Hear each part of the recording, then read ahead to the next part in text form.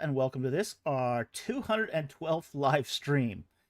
1 degree of separation. This is, of course, talking about our Monday video, which answered the question, what is the connection between Kenneth Kitchen, James Hoffmeyer, and me? So if you haven't watched that video already, you can watch that after, and you'll get a little bit more of Dr. Falk lore. Okay? So, here we are. It's Friday again. On the book front, because we always have to talk about the book front, and this time what we're not going to be talking about is this book. In fact, we're going to be talking a little bit about this book, or perhaps more importantly, the follow-up to that book. Because I was contacted by a publisher this week who is really interested in doing the Plagues of the Exodus book. So interested, in fact, that they've asked me to provide them with a proposal in 2 weeks.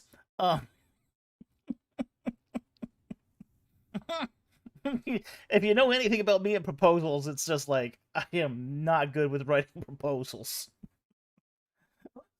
Books, yes, I'm great at writing books. But they want it done in the same style as I did this book. Okay? In fact, it's become a thing. The style of this book, which is heavily illustrated, lots of pictures, all that stuff. Okay? And the reason why it's become a thing is because authors have started asking to do books in the Falk style.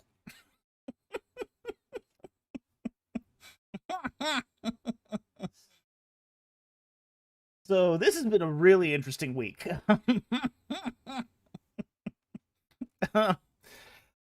It just turned my world upside down this week because it's just like I had my June all nicely planned out, and that's just like, okay, here we go again.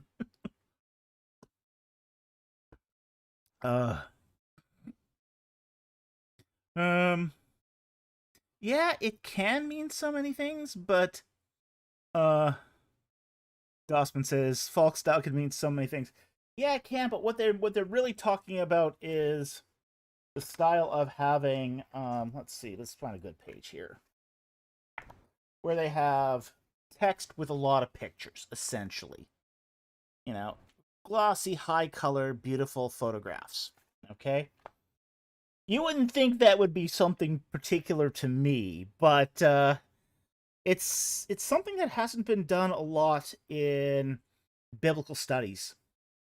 So the fact that this is a book that's people are starting to write books in the biblical studies genre with lots of pretty pictures, so it's like, okay. Like, so they contacted me, I didn't contact them. They were really interested. Okay. I had the meeting with the acquisitions editor on Wednesday, and they were just, oh yeah, we want to do this. So, I am putting most of what I've been working on hiatus until I get that, get that folk style picture books for grown-ups. More or less, yeah. What's wrong with picture books? Picture books are awesome. Even better if they're for grown-ups. Why should children have all the nicest looking books? Come on.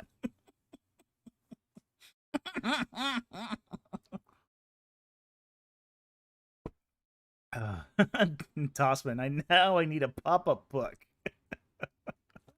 Ooh. Pop-up book of the Exodus. The seas parting as a pop-up book. As you open the pages.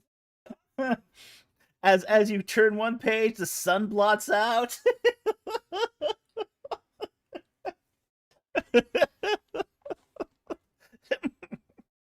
Hail and frogs on another one.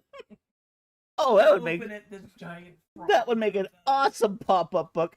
Absolutely awesome pop-up book. The Plagues, the pop-up book would be phenomenal. It would be the best pop-up book ever. Ever. The horses of Pharaoh submerging down into the water.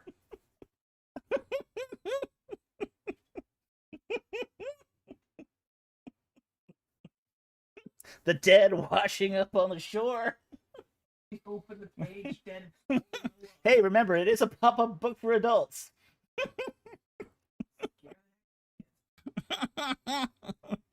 We got a thing here. Pop down book for Sheol. Oops. Pop down book for Jonah where he goes down to Sheol. Yep. Oh, I love it. Love it.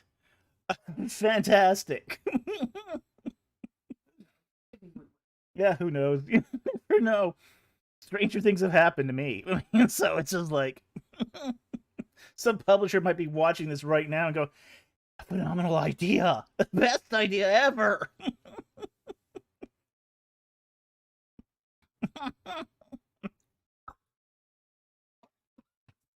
That's true. Nobody has done it before.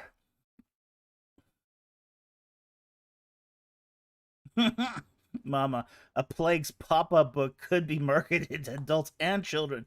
Win-win. Could be. Could be. Okay, that was fun. But yeah, we've got some movement now on the Plagues of the Exodus book now. And it's been a long time coming. We've been trying to get this some motion here on this project for a long time. And so it's really exciting that this is happening. Well, not exactly now, but the fact that it is happening now is exciting. They and as I said, they contacted me. I didn't contact them, so that's even better. That means they're pulling this project, pulling it towards them as opposed to me trying to push it towards a publisher. And that's always it's always a better position. You're always in a better position as a writer when a publisher tries to get a book out of you rather than you try to push a book onto them. So this is happening in the right direction, and this is really encouraging. So, okay.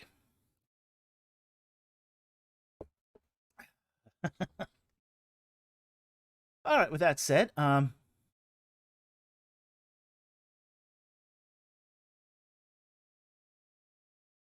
Dustin Meeks, on the Reliquary of the Dead, is the hardcover the best Bush version to get? I don't know which one to get to support you. The best version to get to support me is actually the soft cover. It's the one I earn the most money off of. Okay? So, it's this version right here, the soft cover. Now, if you want the extra artwork is on the hardcover, but it's only that the inside cover has a different picture than the jacket. Okay, so that's the only real difference between the two. But if you want to support me, the best version to get is the soft cover. But great question. Thank you very much for asking it. Hey, if you prefer hardcovers, go for the hardcovers. I mean, hardcovers are beautiful. I love hardcovers myself.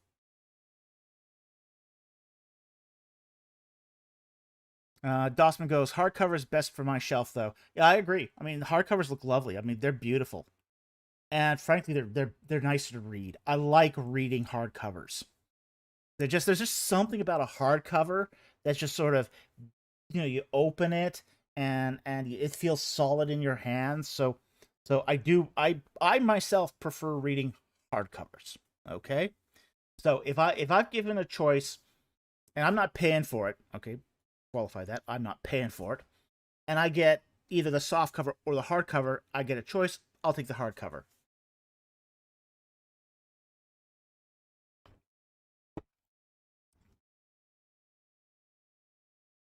Dossman, this is special is what the hardcover screams to me. Yeah, and that's how we treated it too.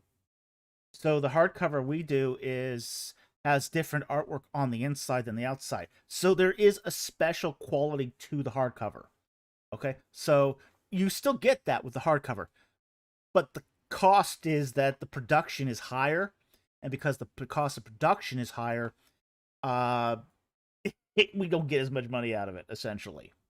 So both is good, both is good in a different way, but um, they are different. They are different in that they have different artwork on them, but again, because I can offer the softcover at a lower price, I make a little more money on it, ironically.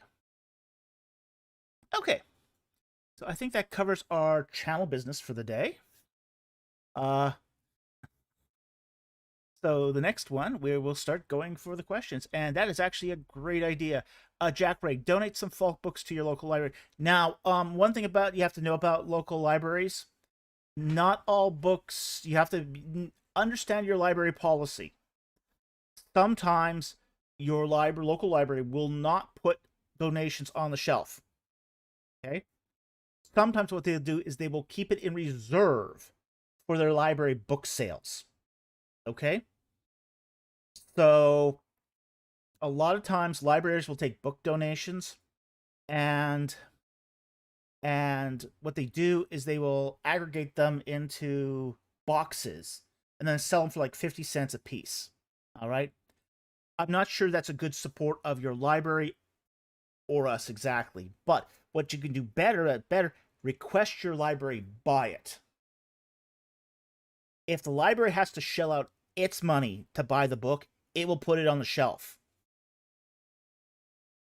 If not, it could end up in a library book sale.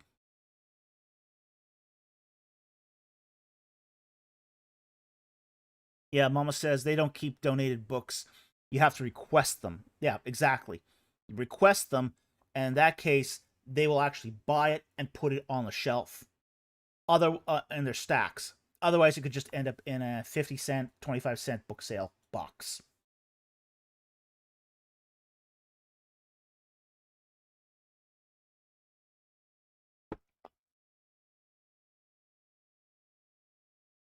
Dossman says, I know the librarian. I get some odd things put on the shelf. Yeah, if you know they'll have a personal relationship with the librarian, it works even better. Because they can expedite, the library can actually expedite purchases.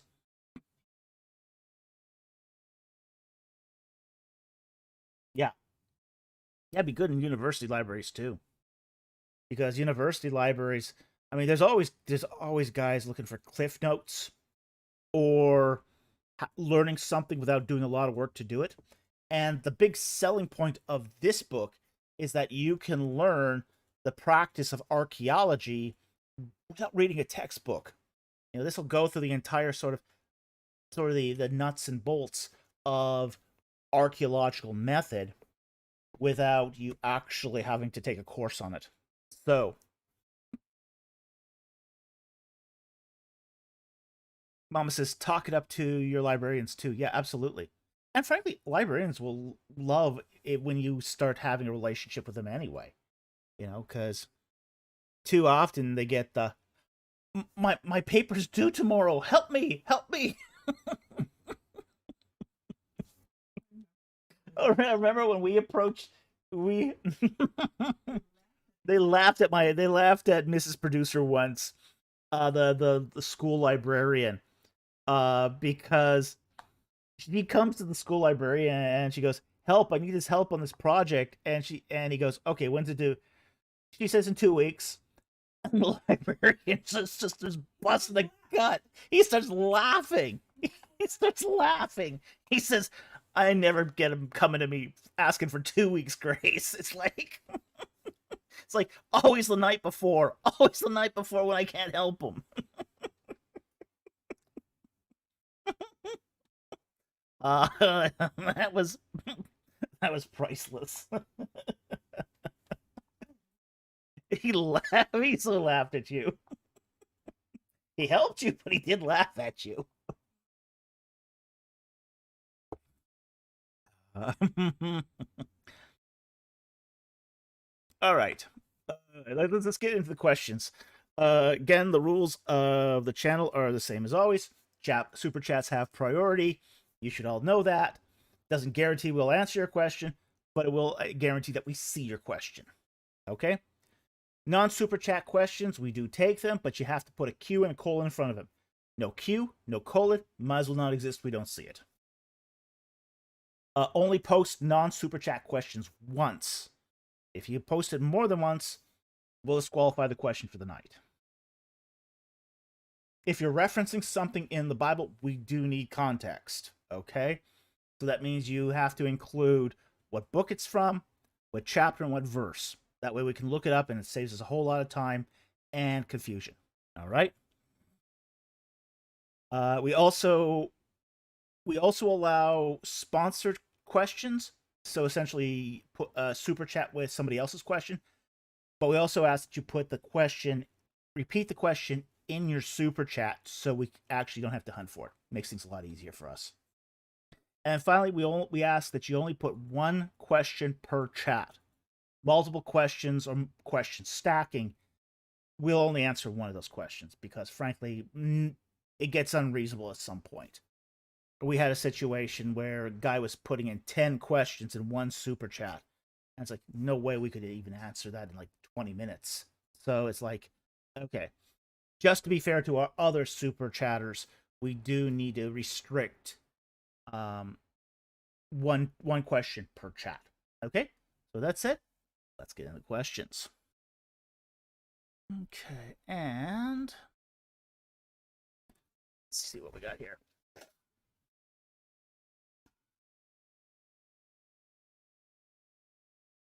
Okay. First question here is from the Dude's a Dude. And he asks, is there any record of Yahweh before the Pentateuch outside of the Bible? Maybe under a different name. No, there isn't. There's an issue with the whole Yahweh name anyway. Okay? And we've discussed this before, where Yahweh is a second tense of the verb to be. Okay? Because it's a second tense of a verb, of another verb, it also acts like that verb. So when you're looking at ancient orthography, it's really, really difficult to tell between, say, Yahweh, the name of a deity, versus Yahweh, the verb he is. Okay? So this has become very problematic when we try to discover the history of Yahweh, because it's really, really difficult to tell the difference between the two, and the two can almost be used interchangeably. There's really orthographically no difference between, say, the lion of Yahweh and he is the lion, or he is a lion. So orthographically, there's almost no way to tell those two apart. So when we look at, say, records, especially around the time of the Late Bronze Age, it's really, really difficult to see the difference between Yahweh when used as a deity and when it's not being used as a deity. So it's really... So we don't have anything right now that we can say with 100% certainty that it references the god Yahweh prior to the Pentateuch. We don't have anything like that. So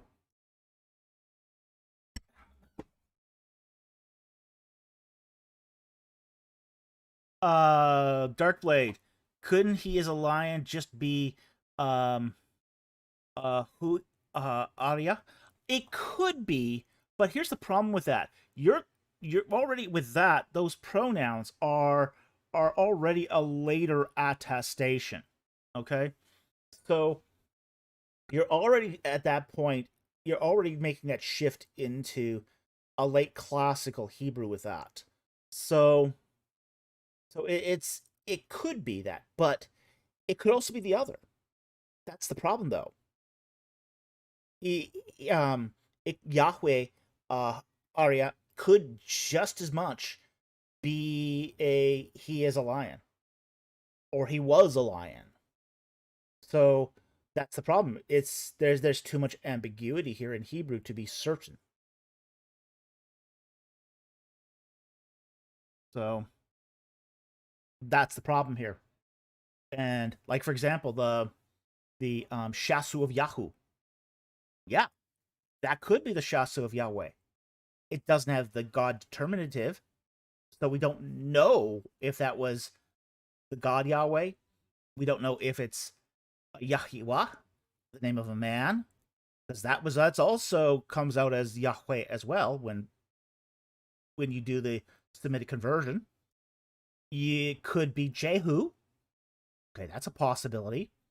It could be an area, because most of those Shasu were of a region, not necessarily of a deity. So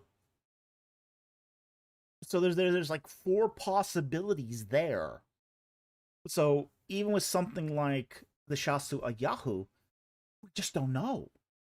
It's so hard to to see, to discern if a lot of these sort of pre Torah, pre Pentateuch inscriptions are referencing Yahweh. The earliest document we have that references Yahweh for certain is the Moabite stone. That's it. That's the earliest we have for certain. Okay, so we don't have anything that's pre Pentateuch for Yahweh, but that doesn't mean there isn't something out there. All right. So I hope that helped. Thank you very much for the question. I know you've been asking that for like several weeks, and I hope that helps. Okay, next one. Is from Travis Garrett. He asks, "What is a biblical response to over-realized demonology? For context, many in my congregation tend to see the source of serious conflict between believers to be demonic in nature. Given that 1, regenerate Christians have the Holy Spirit, and 2, demonic forces are a decisively defeated enemy, and how exactly can they influence people sealed by the Holy Spirit anyway?" Well, 2, to address your second question, demonic influences can influence the believer. They cannot possess the believer. Okay, and there's an important difference between influence and possession. Okay, influence means that they sort of guide your path, but they're not inside of you. Possession, they take over the home. Okay, so basically, kind of think of it this way: their demonic influence is like a demon is tearing up your lawn. Okay, the possession is more like the demon has broken down the door and is living in your home and eating your food. Okay, so that's sort of the difference here. Okay, it's more of a matter of control than anything else. Okay, and there's many ways that demonic influence can happen that is just sort of passive in nature. Okay, demonic influence is not always, say, a demon actively, you know, um, manipulating you. It's not like that at all. Demonic influence can be, what materials are you reading? Okay, what shows are you watching? You know, how is your workplace, affecting your, say, greed or jealousy or that sort of thing? Okay, so demonic influence can happen in a lot of passive ways. But that's different than, say, an overrealized demonology. Okay? Now, an overrealized demonology is essentially when you blame everything on demons. Okay? You stub your toe. It's demons. You lose your hair. It's demons. You have a fight with a member of the congregation. It's demons. No, sometimes it's sin. Sometimes it's just the fallen world. It's attributing every cause to a demon when the Bible makes it clear that there's a lot of things going on in the world. Okay? Not just demons. Okay? So, you know, Dossman got a lot of demons then. Hey, stop stubbing your toe, man. But it hurts. Don't do that. Clean your house more.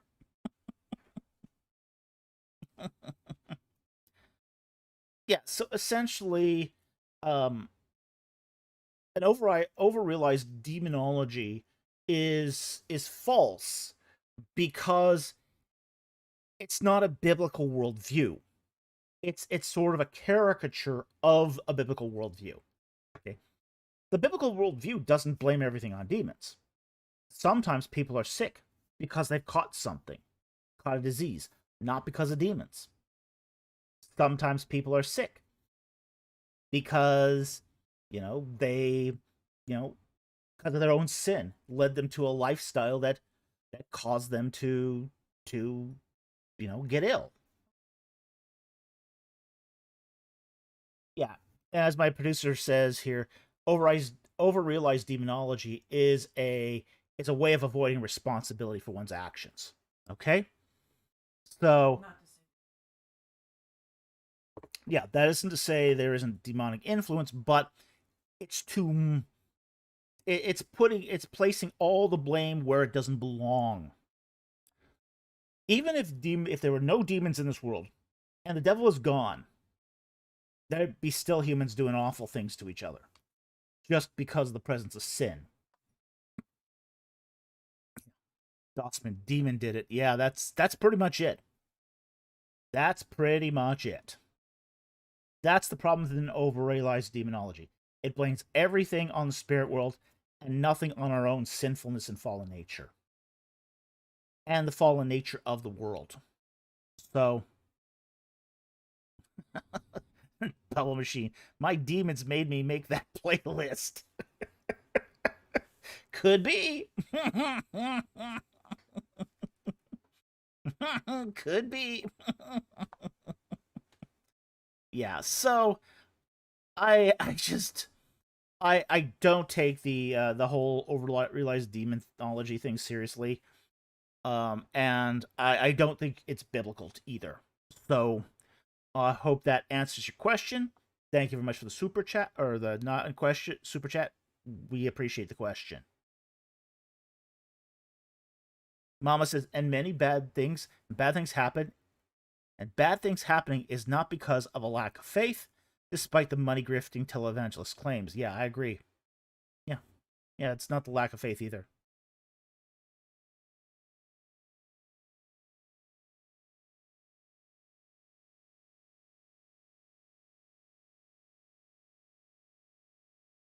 Okay. Osman, look, the demons are the reason I didn't take out the trash. To the dishes. People have said that, man. It's funny, but people do say that. It's the demon of sloth. The demon of sloth made you not take out the trash.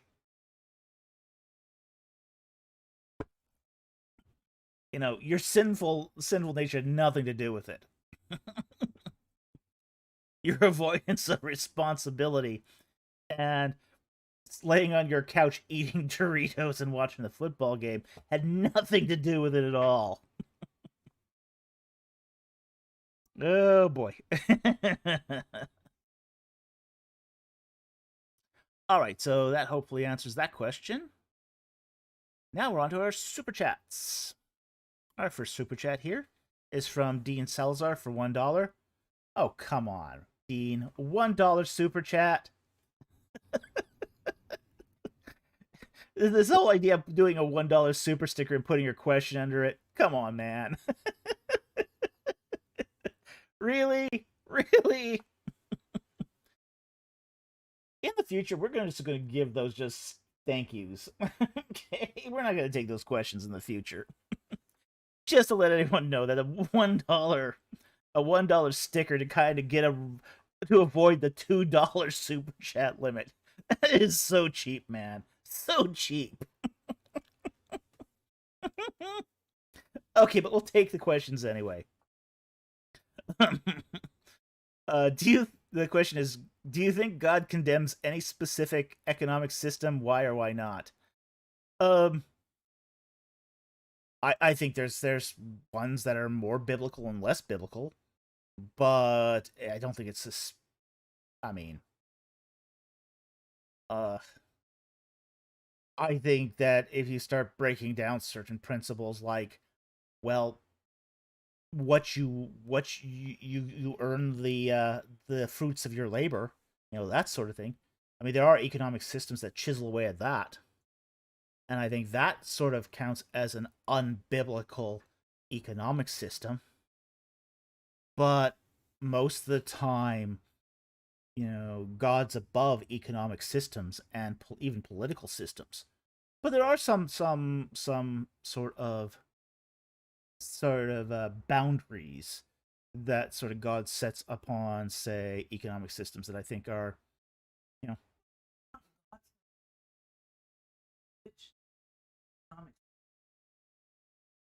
yeah, it is about conformity to God's word. Yeah, we are supposed to set up economic systems that are within conformity to God's principles. Okay, so in that respect, I would think that, like, for example, communism, there is no ownership.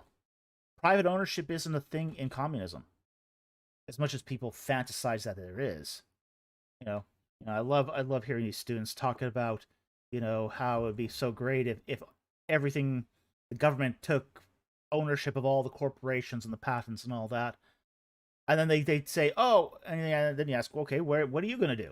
Oh, I'm going to live on my farm and just raise chickens.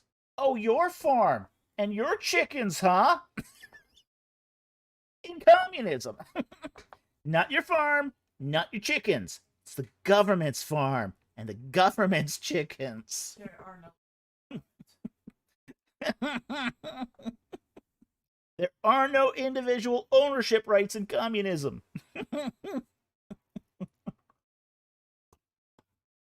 You don't keep the fruit of your labor. The government gives you back a certain percentage of its ownership of your labor.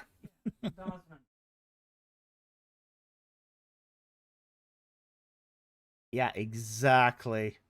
Exactly. Find that there. Dossman.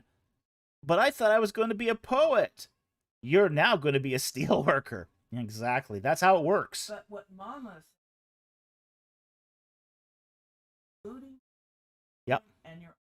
Yep. Mama says that state ownership includes your children and your own body. Yep. Yep. That's why I think communism is from the pits of hell.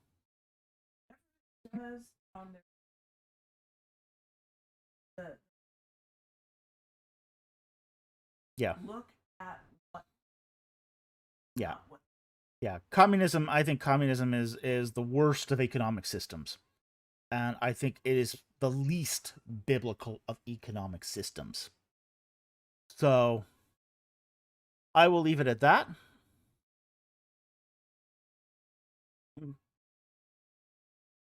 DC, but bodily autonomy, none under communism. You get nothing. Everything's owned by the government under communism. Everything.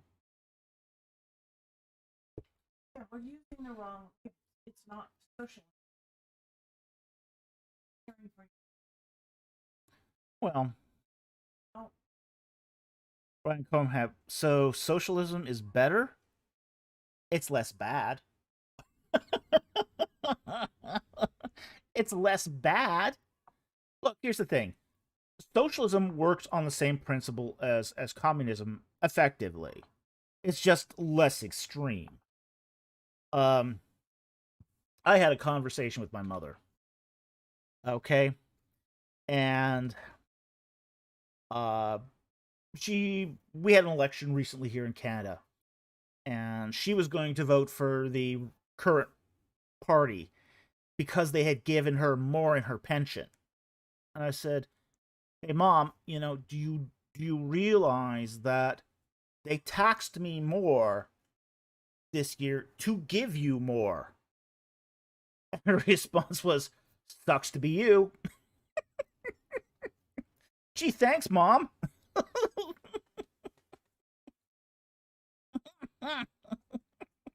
But that's socialism. You steal from somebody else to give to somebody who doesn't have. Okay? Now, my mother is in no way poor, okay?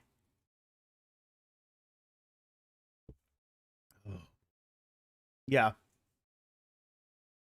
Yeah, Jack Ray's got it right. Communism, Ukraine, Holodomor, 1932 to 33. Not your farm. Yeah, not your farm and not your produce. Holodomor was horrible. Holodomor was really awful. They were shooting peach farmers for taking the peaches off of their trees and eating them. Yeah. Millions starved. Millions died in that Holodomor thing. Really awful.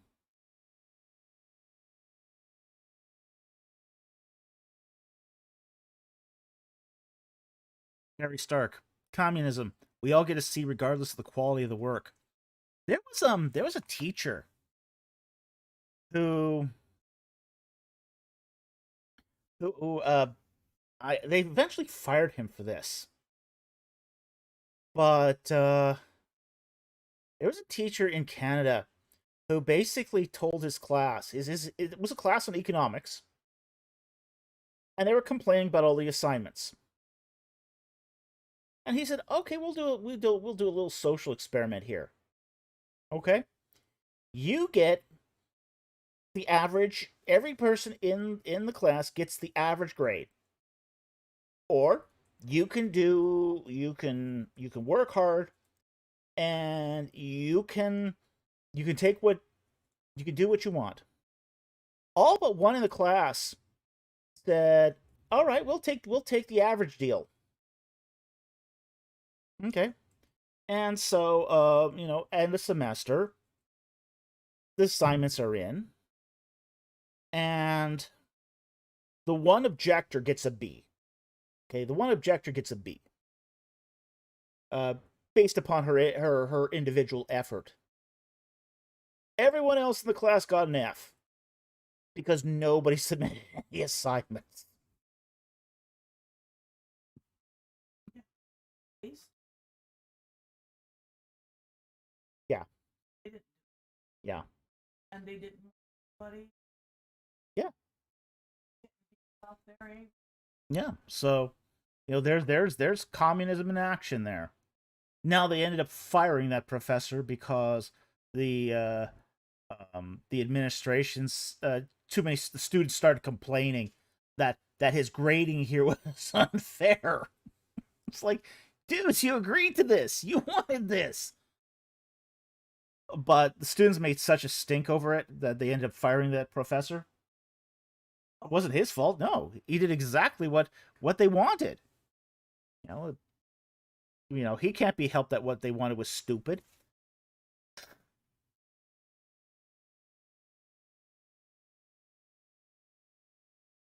That's Harry Stark says the common rebuttal from communists is that the welfare states in Scandinavia are fine. How would you respond? You know what? I'll tell you how they respond. They get this all the time. They have said this repeatedly. They go, "We're a capitalist state." They don't call themselves socialists. They're not socialists. You have to work. Yeah. So Yeah, you have to work a certain amount to get social benefits there. You can't just go there to a Scandinavian state and go on the dole. It doesn't work that way. and they don't have very many. It's a And very closed it's system. it's really hard to get on the benefits roster once you're there. They are really, you talk to Scandinavians about this, and they go, "Oh, we work as hard as Germans." Yeah, they don't do that. Uh, like for example, when during the COVID, all the COVID lockdowns, when everyone was trying to the sort of um the government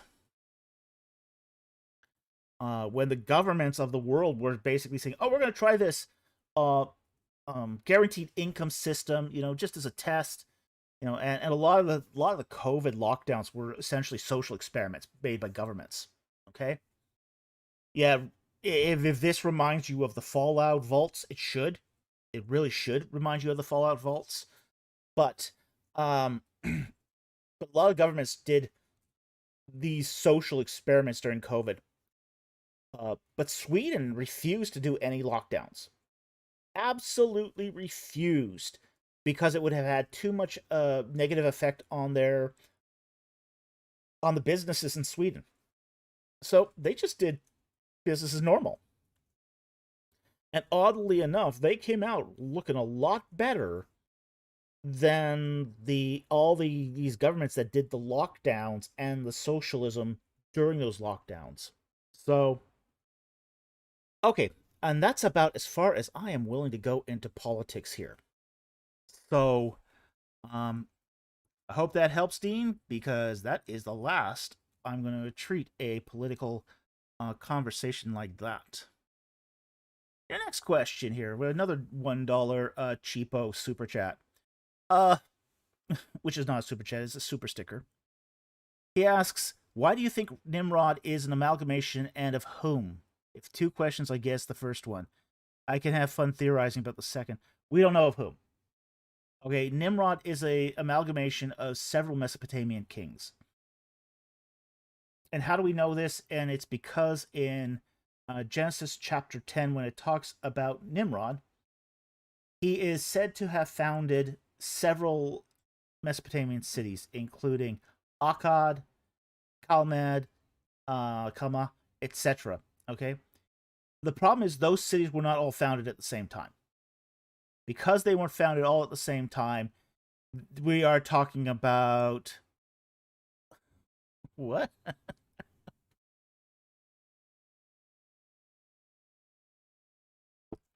So, so that's how we know it's a literary amalgamation. Is there's too many deeds there spread out over too long a period of time that it can't be just one person. It has to be several persons that are sort of mushed together in a literary amalgamation. Okay? So, I hope that helps.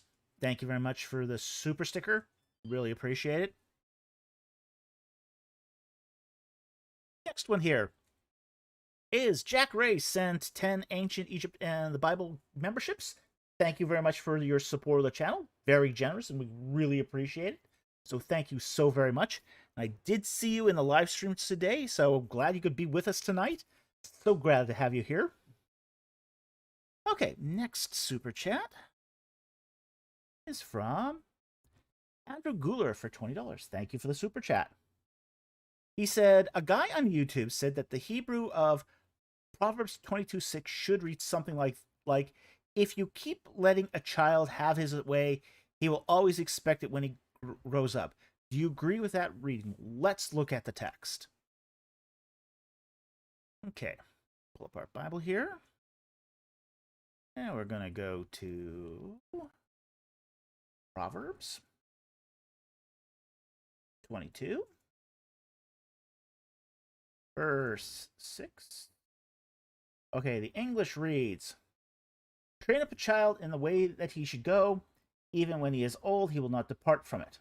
All right, let's take a look at what the Hebrew says. Hebrew here.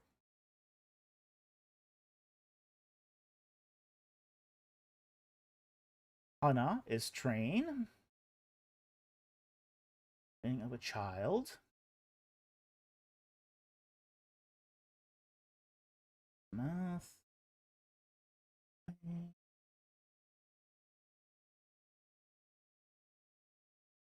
So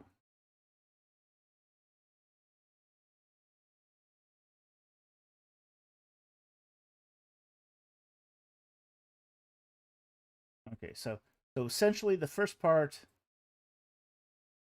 is essentially says, train up a lad or boy or child according to the way of one's mouth. Okay, so basically as you instruct. Okay, so it's basically as you instruct, or as he is to be instructed. Okay. Moreover, when he is old, he will not depart from it. Right, that second half is really easy to understand. So moreover, when he is old, he will not depart from it. So essentially, the Hebrew is saying here, you know, um, raise up a child, train. It does say train a child according to the way of the path. Okay. And moreover, basically, if he when he gets old, he won't depart from it. Okay, so I think this guy who's saying that it should read something like, if you keep letting a child have his way, um, if you keep letting a child have his way, he will always expect it when he grows up. Is that even possible? No, I meant according to the Hebrew.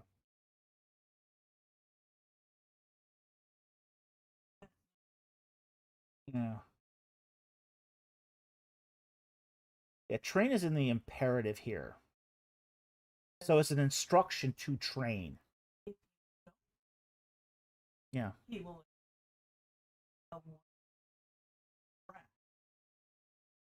Yeah. Basically the that's in the imperative. So to train it's in the imperative. So I don't think you can get, if you keep letting a child have his way. They could have written that if they wanted that. But there is definitely the word to train, to dedicate. Okay? Kana is Kanak or Kanok is to train or to dedicate. Um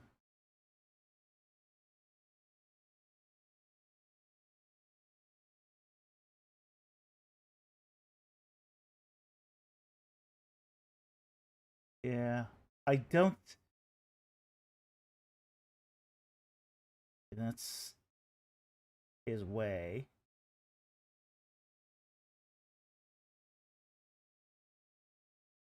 Yeah, that wouldn't make sense. That just wouldn't make sense. When you're looking at this and you're asking, if you keep letting a child have his way, that doesn't make sense with the first word in the text. So I don't agree that this is a translation. Okay, this is not a translation of the text. Now, you could make the case that this is a paraphrase or an interpretation of it. You could make that sort of thing. Um, if you raise unto a child unto his way.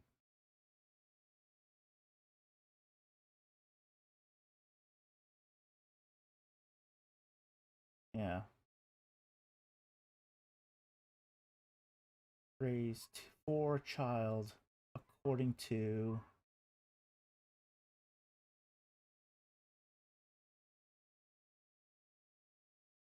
Yeah, I just don't see it. Yeah, I'm just gonna say it right here. I just don't see how he gets that translation. Um The first part of the text is difficult Hebrew. I will admit that. Um,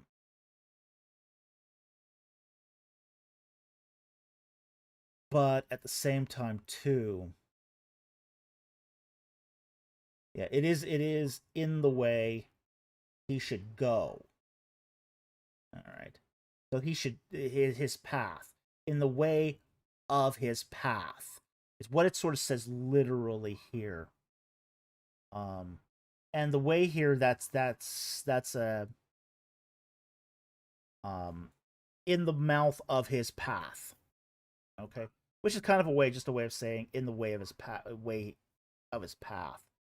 Um, but that whole train, that's going to be the difficulty in rendering this translation if you keep letting. So I don't think the reading his reading works, not as a translation. You could always make the claim that it's an interpretation, but then you're not in the then you're not in sort of the realm of translation anymore. You're in the realm of paraphrase or interpretation. Okay, so Andrew Guler, I hope that helps. Thank you very much for that generous super chat. We really appreciate it, and I hope that helps. Yeah, the long and short of it is, I don't see how he gets this as a translation. I can see how he gets it as, say, a paraphrase or an interpretation, but not as a translation. Okay, next one here. Andrew Guler for $20. Thank you for that really generous super chat. Did the ancient Egyptians ever need to go to war with the ancient Sudanese over the latter stopping the mouth of the Nile? No, they didn't. The reason why is because the Sudanese um didn't have that ability to stop the Nile back in those days. Okay? Today it's a different matter. Today uh Egypt and Sudan are in hot contention over the water resources of the Nile. But back then there wasn't the Sudanese couldn't control the Nile. Nobody could control the Nile back then. So there really wasn't any need to go to war over a technology that didn't happen yet. So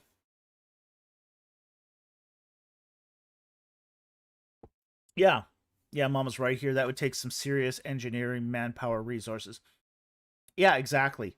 And part of the problem with that resource thing is that the Nile is a highly variable river. It it has a habit of flooding, and that flooding is not predictable. And if you don't build a dam just right to control flooding, water can overflow the dam and destroy the dam. So, Darkblade, so dams weren't possible then, eh? It's not that they weren't possible, they were just exceptionally difficult to do. And it just was not something that humans did because of usually the difficulty involved behind it. It was not beyond their technology per se, but it was beyond their engineering skills.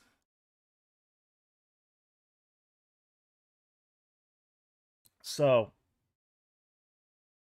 they if they wanted to, maybe they could have, but it would have taken a kind of engineering that even they hadn't done yet. Okay, so I hope that helps. Thank you very much for that generous super chat. Really appreciate it.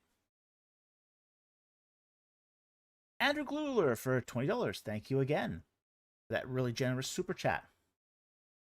Given how important the Moabites were in the Old Testament, have there been any excavations of Moabite palaces and fortresses? Yes, there have. Um, I'm not really all that aware of Moabite archaeology, but I know it's being done. Um, I know there have been several excavations out there particularly on the Jordan side. Um, Jordanian archaeology, though, is its own specialty, and I don't really have a good handle on that information. I know that it's being done, though. I know it's being done. I know they have excavated some Moabite cities. I just don't know the extent of it or have read those reports. Okay, so uh, thank you very much for the super chat. Very much appreciated.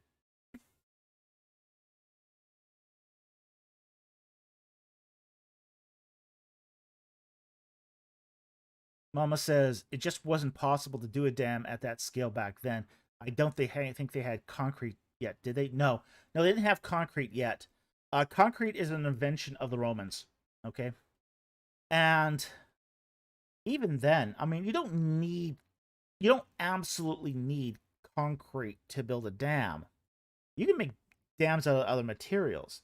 You can make dams out of stone. You know, it's possible to make a dam out of stone.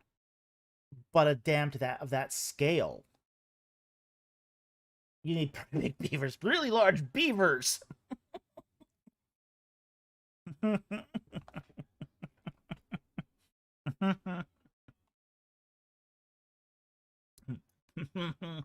Mesozoic beavers. Super beavers.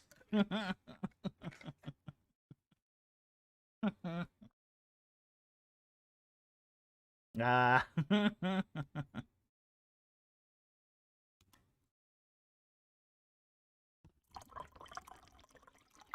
Robert Laird asks, um, wouldn't a dam just delay the flow for a while? Well, this is why you have floodgates on a dam. Dams are just constructed with floodgates. Okay, here's what you do. Here's why dams work the way they work, especially the large ones. If you have a flood, you're creating an artificial lake behind the dam. That's the purpose of a dam, is to create an artificial lake, and then take off the excess water at a pace that is more easy to um, accommodate. Okay, so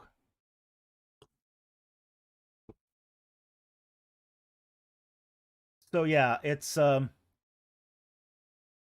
so you're not with a dam, you're not delaying the flow permanently, but what you are doing is controlling the tap.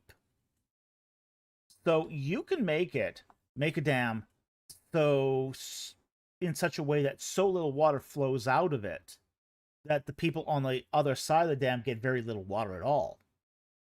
On the other hand, you can turn on the floodgates on a dam and almost completely drain that artificial lake, washing out everything below it. So, yeah. Um, so that's the thing about a dam, is it's used to control the flow of water. Yeah, it is a delay of the flow, but it's a delay that you can control. So, for example, the Nile, as it is today, uh, doesn't fluctuate the way it used to. There were times when the Nile uh, flooded up to the pyramids. Really, the inundation was really high. It went all the way into Karnak Temple sometimes. Okay, which if you've been to the area near Thebes, that's a long way inland already. Um, it had flooded many of, say, the mortuary temples. Like there's evidence, you can see evidence of the Nile floodwaters flooding the mortuary temple of Amenhotep III. So yeah, it went long ways inland. On the other hand, on drought years, the flood the levels of the Nile got so low that you could cross the Nile on foot. Okay? So those are the huge extremes. You know, to the point where all the temples are flooded, right down to where you could cross the Nile on foot. This event of the where the Nile came together was called the Meeting of the Banks. Okay, it was called the Meeting of the Banks, and there were certain places where you could cross the Nile on foot when the Nile got that low. Of course, the result of that um, um, is that um is that you usually got starvation. So, you know, high Nile bumper crop, low Nile starvation. So what they did with the Nasser Dam is they just sort of averaged it out. So flood, high flood, low flood didn't matter. They were able to average it out because they had pooled all that into an artificial lake. Okay, so hope that helped. Thank you very much for that follow-up question. Really appreciate it. Okay, next one here. Next question here is from Mike JSB. For $5. Thank you for the super chat. Is Judges 1:27 a problem for the 19th dynasty conquest? Well, that's an interesting question. Let's pull that up and let's take a look here.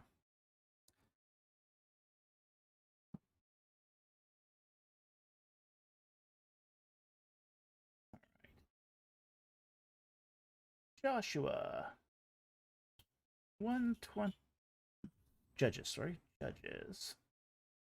1:27. Okay. Pull up our text here. Okay. And it says here, but Manasseh did not take possession of Beit Shean and its villages. Beit Shean is a garrison town. Or Tanakh and its villages, or the inhabitants of Dor and its villages, or the inhabitants of Ilbium and its villages, or the inhabitants of Megiddo and its villages. So the Canaanites persisted living in the land. All right. Now, here's the thing. I've always heard this when this has been couched. I've always heard this said that,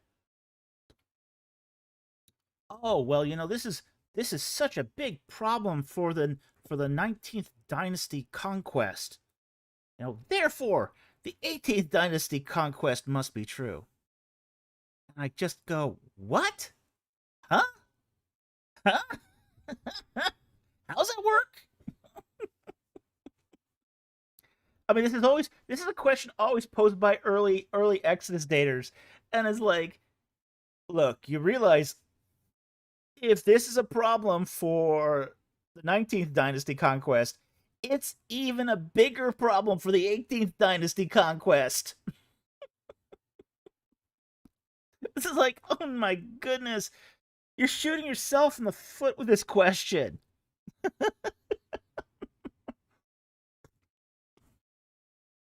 Okay, so so what happened in the 19th dynasty that makes this conquest viable, makes these garrison towns still say their existence viable, but at the same time allows for the Israelite conquest? Oh yeah. Yeah, Beit Shean was an Egyptian garrison during all the 18th dynasty. Yeah. At least since Tutmosis the Third. But it was a garrison town even before then. It was nominally one during the Middle Kingdom as well. So, here's what happened with the garrison towns. The Israelites didn't actually capture the garrison towns. But what happened to the garrison towns was they became isolated. And they just sort of crumbled. Say Beit Shean, it persisted as a garrison town for 200 years after the initial conquest. Okay? And then ultimately it folded under, say, the Davidic kingdom. Okay? But that's really what happened to the garrison towns, is they lost connection to the Egyptian homeland. So they became isolated, insular. It's kind of like think of Beit Shean, kind of like some of the Roman provinces when Rome fell. When Rome fell, you suddenly had these provinces who were in political terms still Roman, but they no longer had connection to Rome. That's what these garrison towns were like. They still had they still were in name connected to Egypt, but practically there were no messengers going to and from them. They were cut off. They got no supplies from Egypt. A lot of them were self-sufficient already because of their connection to the local Canaanites. But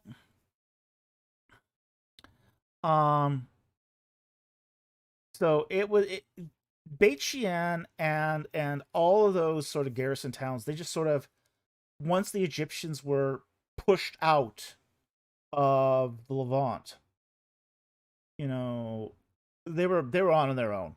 They were in almost every way on their own at that point.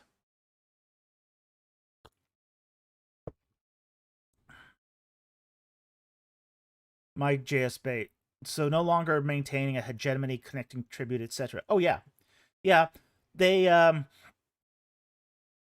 they were no longer able to collect tribute because there was no hegemony anymore. Um, they had no meaningful military support because they couldn't keep replacing troops. What else? Well, the town still had some protection. They still had chariots. They still had some weapons, but they didn't have the training of um of the Egyptian armed forces anymore. So they were cut off. They were cut off. And so like any sort of outpost on its own cut off, it eventually dwindles and dies. And that's really what happened to the garrison towns. It's what happened to Beit Shean. So the idea then that this would be the natural effects of say having every town around you, every region around you conquered by Israelites, and then just leaving those garrison towns just to wither on the vine. You know, the vine's been cut. The leaves are going to die. And that's sort of the approach that the Israelites seem to have took regarding the Egyptian garrison towns, was not to take them head on, was just to let them sort of wither. Okay? So Judges 127 is not a problem for the 19th dynasty at all. In fact, it dovetails really, really neatly with the 19th dynasty conquest, because that's when we start seeing Israelite occupation in, say, in Canaan, and then the eventual beginning of decline of those garrison towns. So given the evidence that we have, the 19th dynasty conquest here makes the most sense. Certainly not the 18th. Ooh. Ooh. Ooh.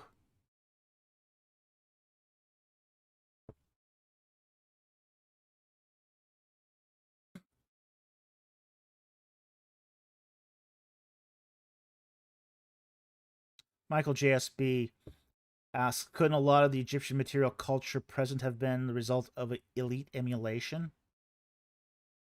What do you mean? What do you mean material culture present? You have to be more specific here. I mean, what we know from, say, garrison towns like Beit Shean, they used a lot of Canaanite pottery. Okay, that's not elite. That's not elite emulation. But they also used the hieratic counting system because it was more efficient for doing, say, recording things like tribute. Okay, so it depends what you mean. The Egyptian burials, well, that's just burying like you find at home. So, um, I think one of the things about elite emulation is you could probably take that concept a bit too far, especially when you're talking about an isolated colonies, like these.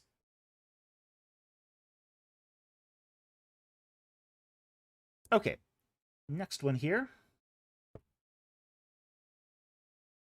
is from Joseph for $2. Thank you for the super chat. Is Dallas Theological College a seminary a good college? Yes and no. It depends. Okay. Here's gonna be my qualified recommendation of Dallas Theological Seminary. The elite portion of Dallas Theological Seminary, which is its Greek and Hebrew studies department, is excellent. Okay. Even their cognate studies is excellent. Their English Bible and their English exegesis departments are atrociously bad. Okay? So, it's going to depend upon which side of the house you are on. And it's going to, if you go to Dallas, you're going to see it that the seminary is divided into sort of two factions. What they call the dispensational side and the non-dispensational side. Okay? The dispensational side, that's your English Bible and your English exegesis departments. Okay? Your non-dispensational side, that's your Hebrew and Greek exegesis and your cognate study side. Okay? So, mama tea time. Spilling tea. Okay? So, if you're on, say, the non-dispensational side of the house, the college is really good. The dispensational side, not so much. All right? So, I hope that helps.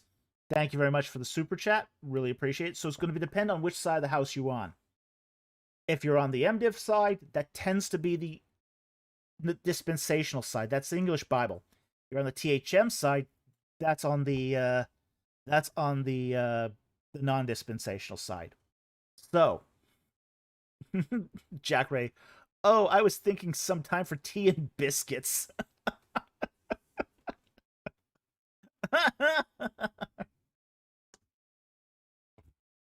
All right, next one. Joseph here for $2. Thank you very much for the super chat. What inspired you to pursue an MDiv? Okay, a couple things inspired me to pursue an MDiv.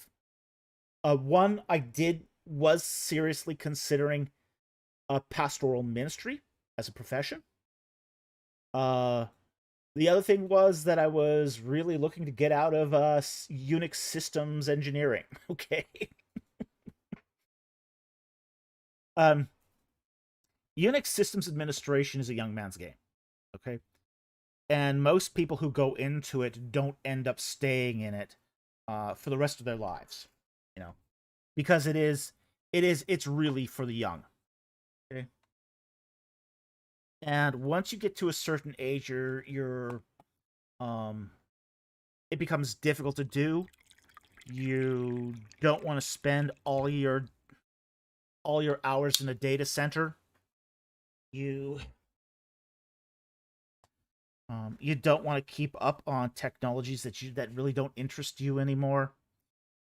It becomes a very difficult thing to sort of stay interested in Unix systems administration. Okay. So I was looking for an exit strategy from that. And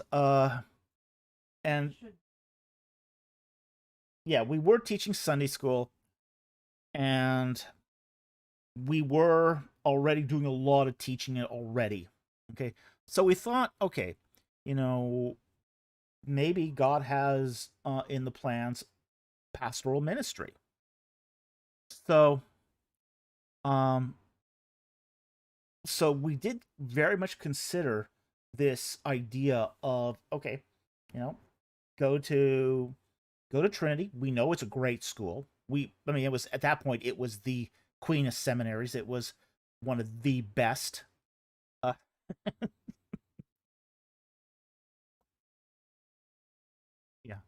Jack Ray /eject.sh.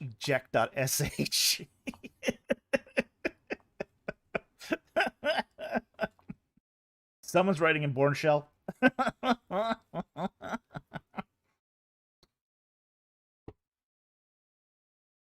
Gotta love Born Shell.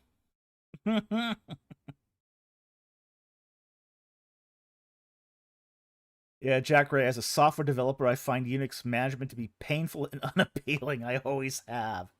It's definitely painful. Yeah, it's definitely painful. I will definitely agree with you there. Necessary, but definitely painful. Um, so yeah, I was looking for an exit plan, and the place I was working at that time had a basically a tuition reimbursement plan for those who want to pursue a master's degree. So I pursued an MDiv, and at first they were wondering, well, are we even going to allow this? Because this was not a master's degree in a technical field. And I said, well, there's nothing in your documents that say a a uh, a theology master's is excluded. And I went, yeah, you got us there. So it was like, okay, cool. So the company I was working at funded my first 2 years of my MDiv. Okay, so that was the reasons. That's why I pursued an MDiv. Okay.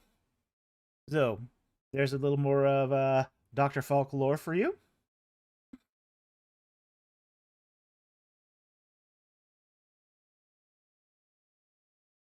But for those considering it personally, what? Uh I I don't rec the MDivs my producer asked me for those who are personally interested in doing it. Um it's great training, but don't think you're going to go into pastoral ministry with it. It'll depend on what you want to do too. So there's a lot of factors to weigh in before you go pursuing an MDiv. Mama says, betting they sewed up that loophole later. Oh wait, they went out of business. They got bought out. So before they sewed that loophole up, they got turfed. Uh, Jack Ray, don't all pastors need a degree in used car sales nowadays? Oh boy. Oh, nowadays you find more used car sales getting into the pastoral gig than you do people with MDivs. It's shocking. It's oh no, it's not shocking. It's horrifying. It's absolutely horrifying.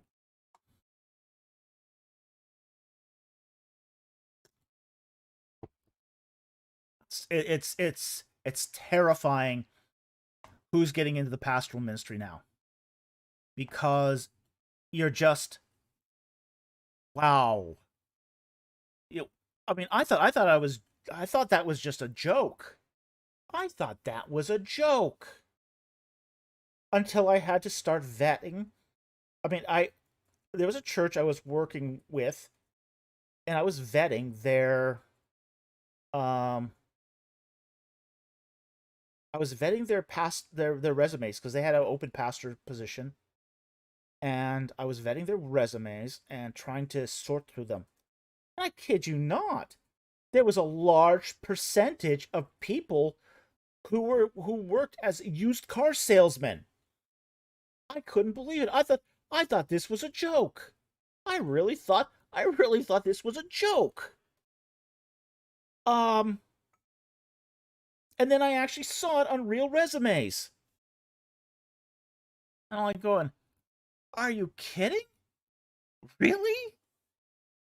This is your claim to be a spiritual leader, a teacher of a large church? Is You were a used car salesman? Very Really? interested. Wow.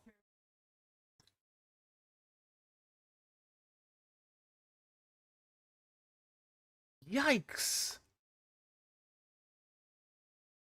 I mean, okay, it's one thing to have an MDiv go into used car salesman because you're trying to pay the bills. Because yeah, you're not making a lot of money with an MDiv. And then Ryan, that's oh, oh, ouch. Ryan, I do not speak on my own accord. Ouch. Ouch.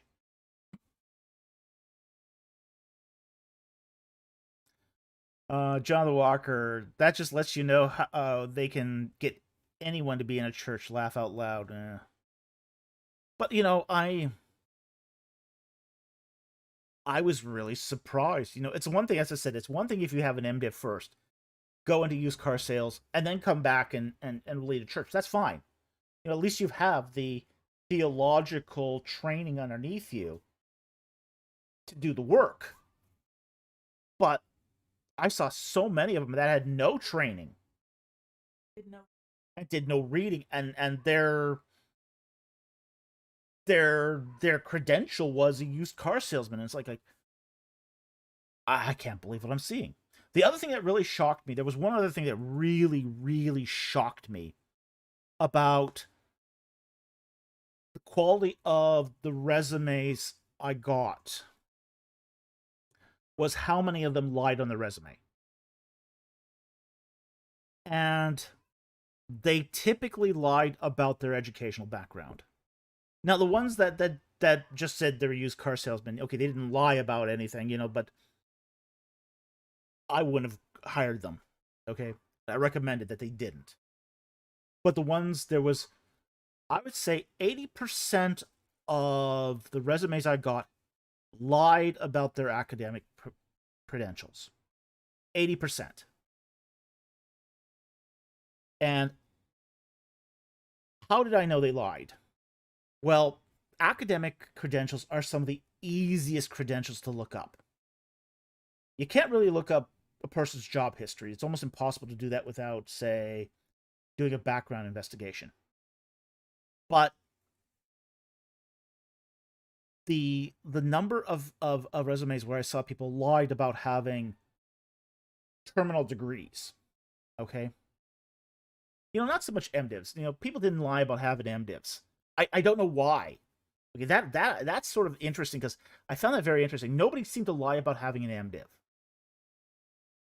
But I got so many people that lied about having a DMin or a PhD. It wasn't even funny. Wasn't even funny.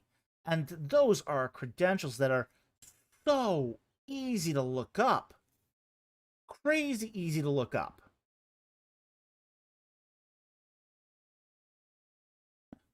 BC, 80% of wannabe pastors are demonstrable liars. Wow. I wish that was wrong. I wish that was false. But it was crazy. I mean, it was really bizarre how many of them lied about their academic pedigree. I mean, some of them were even like, oh yeah, I got this demon at Ted's around the same time, around 2012, and I'm going, I don't remember you there.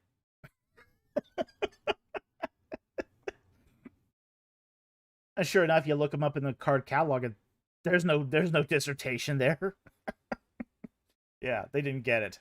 Essentially, they lied. So, but yeah, it's super easy to look this stuff up. Some schools even publish like their graduation, commencement booklets. So you can sometimes even look it up right in their commencement booklets.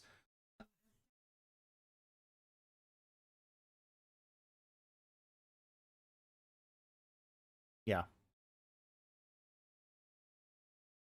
Yeah. Jack Ray says, what do they use? What do they use? A liturgy system and AI just coast along? Well, yeah. Well, I mean, here's how behind the curve churches are on this. There was a article that was posted in on a blog this week. Um, should pastors use AI to write their sermons? What? We're asking that question seriously? Should AI be used to write our sermons? That is just crazy talk. I mean, I'm on full rant now. I mean, the whole idea of AI writing a sermon, I mean, there's no exegesis. AI is just cobbling what it learns from other sermons and other stuff. Holy, holy crow, people. If we're using AI to cobble together sermons these days, the Holy Spirit's not involved. It's like, yikes. People, get a clue.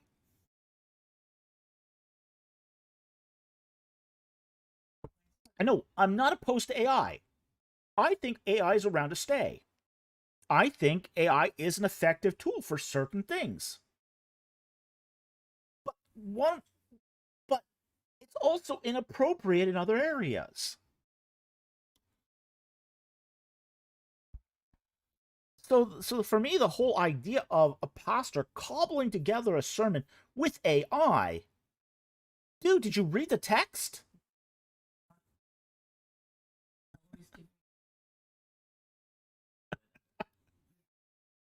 Mama, I can't even get AI to always give me accurate mile counts from one city to another. Oh yeah. Yeah, it's just like I mean I can't I mean look, I think AI I mean AI has been furiously debated like in the writing community, okay? The question of should an author have use AI to help should an author use AI to help him write a book? I I think if you need AI to help you write a book, you shouldn't be writing a book. You're not writing a book at that point. You're using AI to do it. Okay? But it's worse with a sermon because with a sermon, you're having to do complex tasks that AI still cannot do. And AI cannot exegete a text.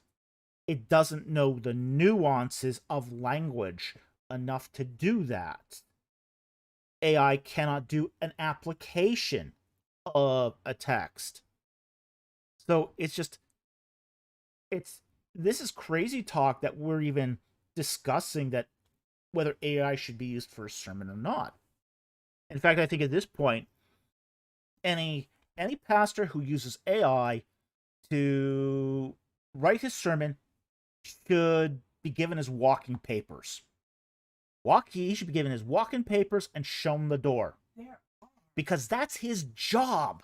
there are. Oh,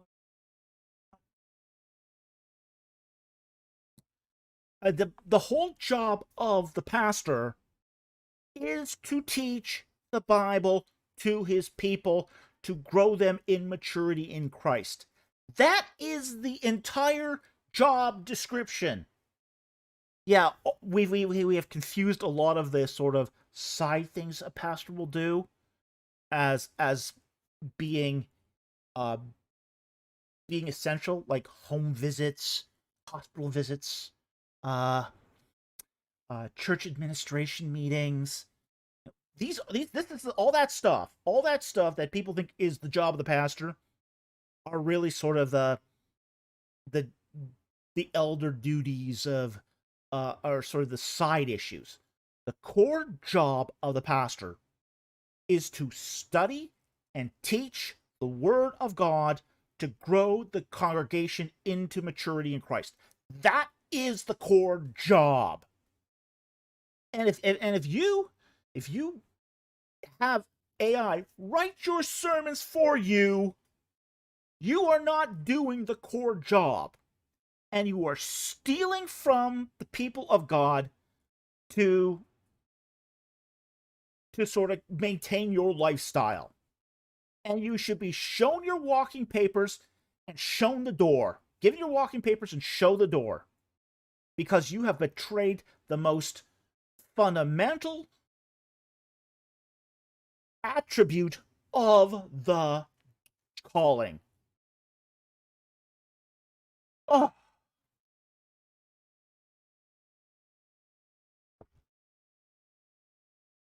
I mean, it's bad enough we have lazy pastors. It's bad enough that we have lazy pastors that plagiarize sermons. That's bad enough. But at least many of those plagiarized sermons of the past were good sermons. That's why they keep getting plagiarized. You know, Spurgeon is largely plagiarized. And frankly, sometimes Spurgeon plagiarized himself. Okay? But they are plagiarized because they're good. AI is a kind of plagiarism that isn't good. Dossman, you know, at least they put some effort into the plagiarism. Some of them do. Yeah. I mean, the collected sermons of Spurgeon are actually excellent. Highly recommended reading, by the way. Don't plagiarize them. If you are a pastor, you should. But you yeah. This Sunday I'm going to preach. Yeah. And the congregation. Yeah. Well, you can inspire. You can have a sermon that's inspired by other sermons. I mean, that's no problem there. You know, you give the appropriate credit and you move on. But that's sinners in the hands of the name of God. Right. Oh boy. Okay. But yeah, that one bothers me. That one really bothered me that we were even talking about this as a sensible subject of debate. No, there's no debate here. You know, this is AI writing your sermons is wrong on every level. Okay. You know, when I was going to seminary, it was the big ethical question for pastors was, is plagiarizing a sermon, you know, wrong? And the question was, it always was answered, yeah, it's wrong, but you could do it if you did certain things. Okay? But there is nothing here that validates AI writing a sermon. Nothing at all. There's no good result that comes out of this. The only thing that's going to end up happening with AI generated sermons is a further dumbing down of the flock. And that's all we need is a dumber flock. Dumber pastors, dumber flock. Like parish like priest. Ugh.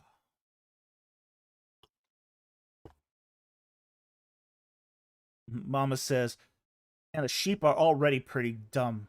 So not helping. No, it's not helping. Not helping at all. Yeah. Okay. I think I better stop the rant, because otherwise I'm not going to get to the rest of the super chats.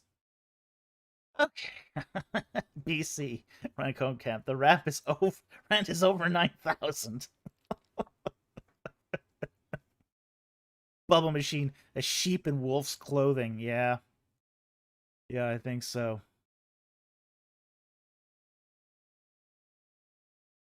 Yeah. Okay. Mama, I don't know. We kind of love the ranting, Doc. You guys love it too much. You guys will get drunk on the ranting. All right, let's go on to the next one here. Joseph for $2. Do you have a favorite novel? Yes, I do. Dune. Dune is my favorite novel. And I reread it every few years, but haven't read it recently. So yeah, that's my favorite novel.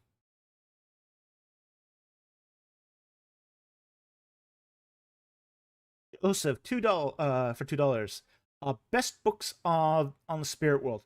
Okay, for this question, what I've done is I have put on a community post on my YouTube channel the mini bibliography I've done on the spirit world. Those are the books I would recommend for reading on the spirit world.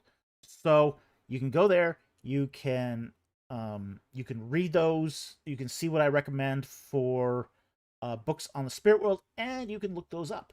All right, so I hope that helps.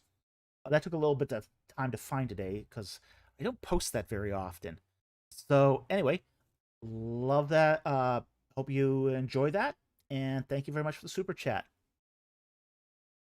Ryan says, "Laugh out loud. The Egyptologist loves the book about sand." Yeah, of course. What were you thinking? Of course, I'm gonna love a book about sand and religion. The two things that Dune is about: sand and religion. Love it.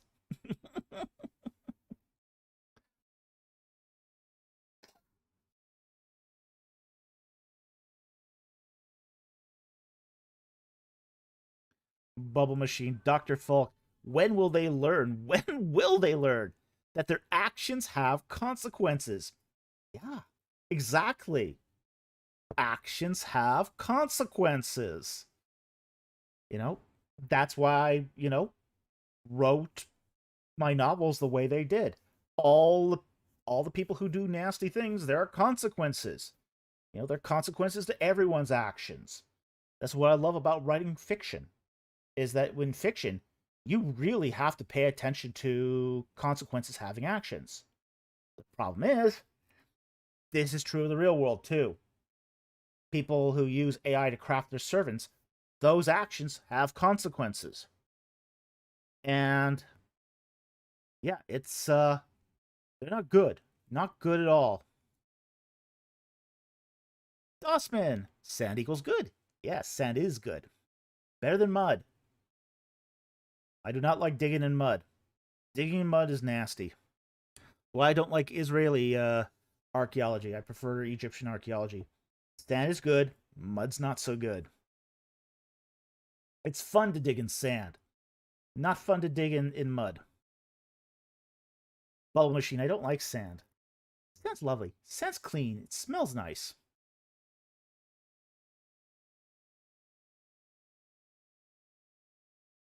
BC, even Dune has a foodie section. Yeah, it does.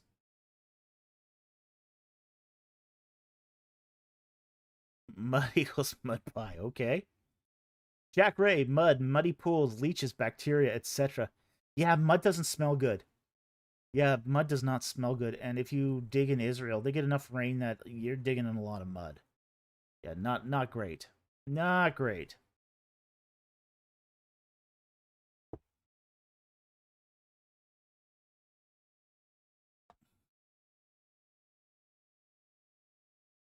Okay, let's get to the next one.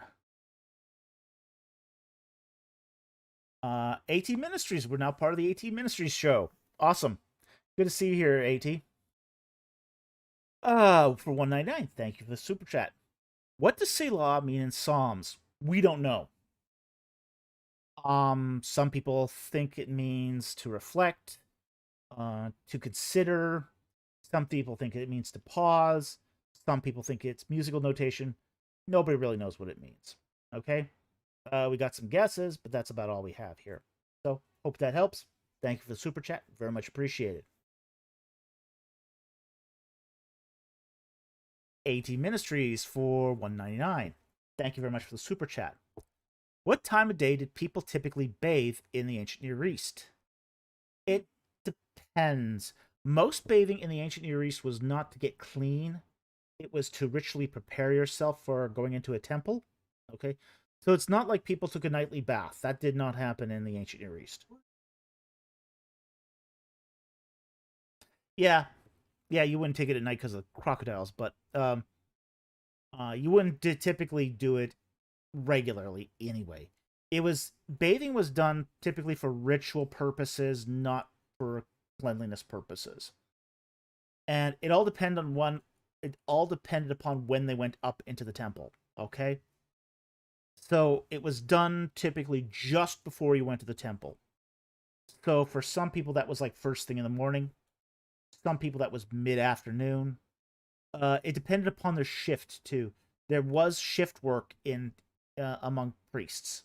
Okay, so some priests did work at night.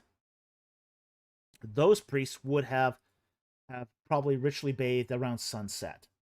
Okay, so Dossman, good thing you don't need to worry about Crocs anymore. You can just take a nice, clean, safe swim in the Nile. Uh, um, um, yeah, I wouldn't do that. Just saying, wouldn't do that. It's still not safe. At least there's no Crocs, but no Crocs and no hippos. Hippos were just as bad as the. Yeah, hippos were just as bad. People didn't. I mean, even in places where there was sort of croc free, people didn't go swimming.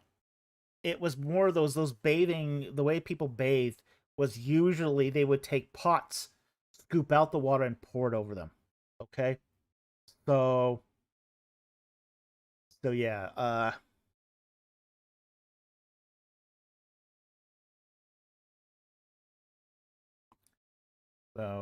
Yep. Uh, Dossman, the first pharaoh got my hippo in the lore. Yeah, yeah. The first pharaoh, according to legend, there's nothing saying this was true. Okay, according to the legend, the first king of Egypt was killed by a hippo.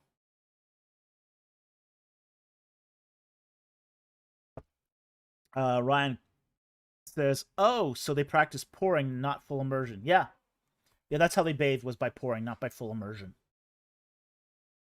That's a lot of purification bathing was done that way. Even in Israel, it was done that way. There were some places where priests could do full immersion bathing for before going up into the temple, but a lot of times they didn't. Like for example, the this is one of those little details that you find like at the wedding in Canaan. Uh, there was the wedding in Cana. They had these stone pots, the stone vessels that contained water, and Jesus converts that water into wine. Well, those stone pots were for ritual bathing prior to going up to the temple. So they would use those pots, they would take water from it and just pour it over them to ritually bathe. They weren't immersing themselves in the pots. They were taking water from the pots, pouring it over them to ritually bathe, to be ritually clean for their ascent into the Temple Mount. So,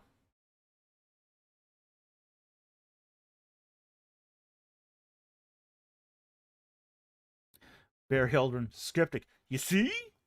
Christians copied Egyptian practices. Yeah, everyone copied each other's practices. It was a common language all through. Ritual was a common. It had common themes across the ancient Near East. So, it's just like, yeah, you know, things happen. That's the way. It's a common meta language. That's ubiquitous across the ancient Near East.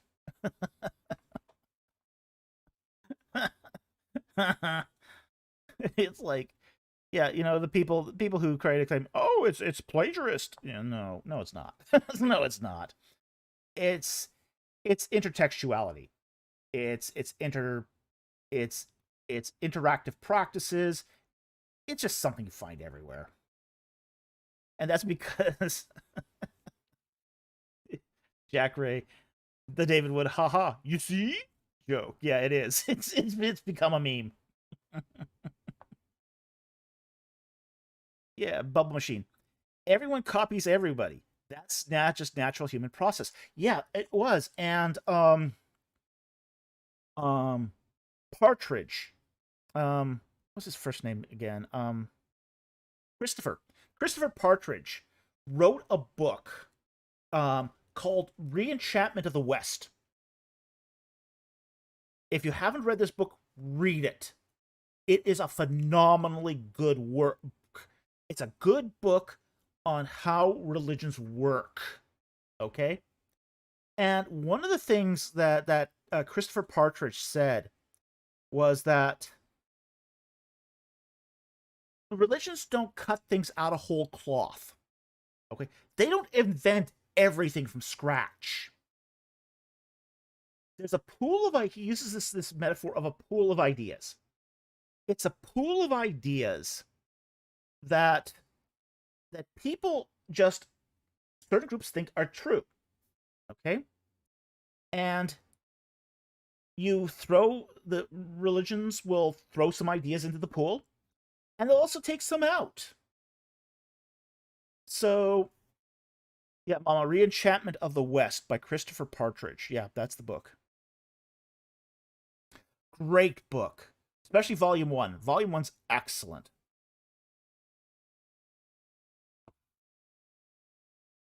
So, so this whole idea of religions, they're copying from each other's ideas. We do this too.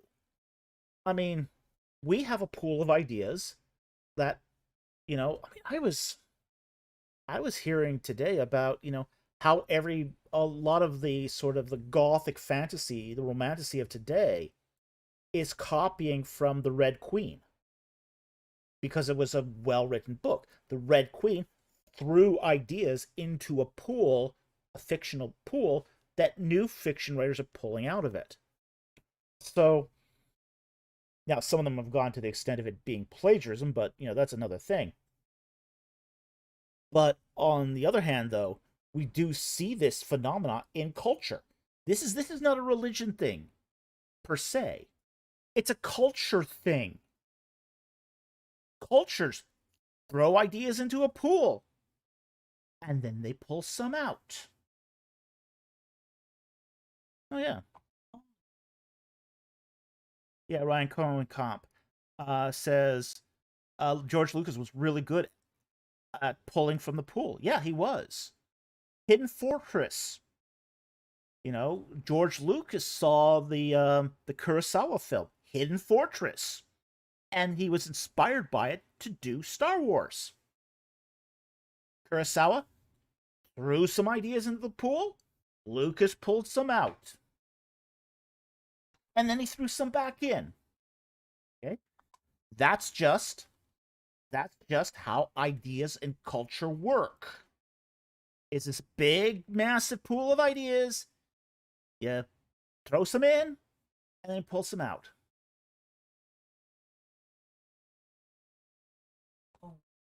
Yeah. Seven Samurai 2, yeah. He also did that as well. Yeah, absolutely.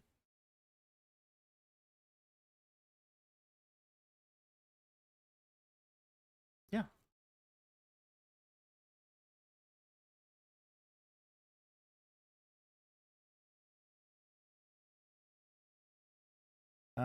Dossman, gosh, the good, bad, and the ugly. Yojimbo too, yeah.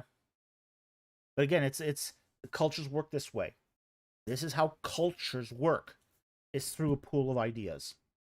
Again, cultures have this pool of ideas, and new cultural expressions are done by just pulling some of them out and then throwing some back in. So, Dossman, Yojimbo is still my favorite Kurosawa. I love Kurosawa. Okay, I'm a big fan of Kurosawa films. Um, I like Rashomon, Seven Samurai, Yojimbo is fun. Ron is a masterpiece. But there's an interesting one with Ron. Ron is actually King Lear.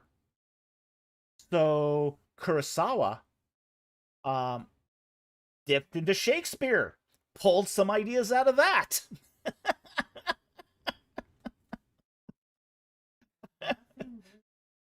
There's nothing new under the sun. But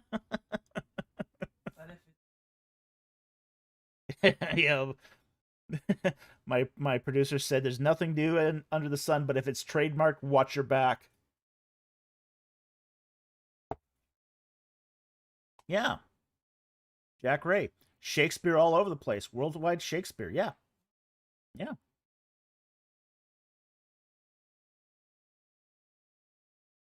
Okay. Go on to the next super chat here. 18 Ministries for 199. Kakamusha. I have watched that film. I um it's not one of the better ones, I think. It's good. It's good, but it's not one of my I wouldn't say it's my favorites. Okay? But it was okay. It was okay. I do think the Seven Samurai, the Hidden Fortress, not the Hidden Fortress, Rashomon. I mean, Rashomon's a masterpiece.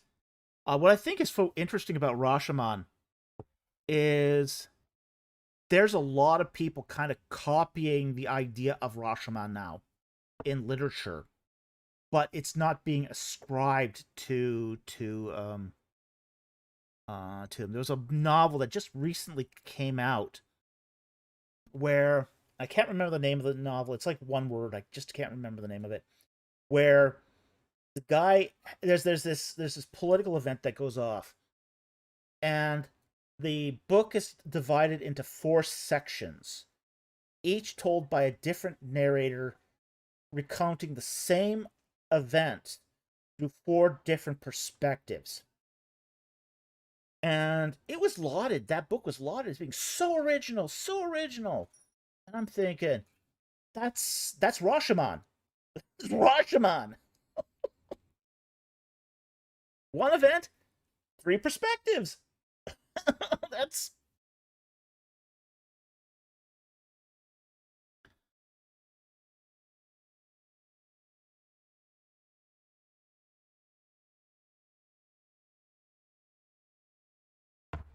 so it's just like very interesting. It's very interesting to see those same things, you know, even though this book was lauded as being so original, it really copied that format from that pool of ideas. So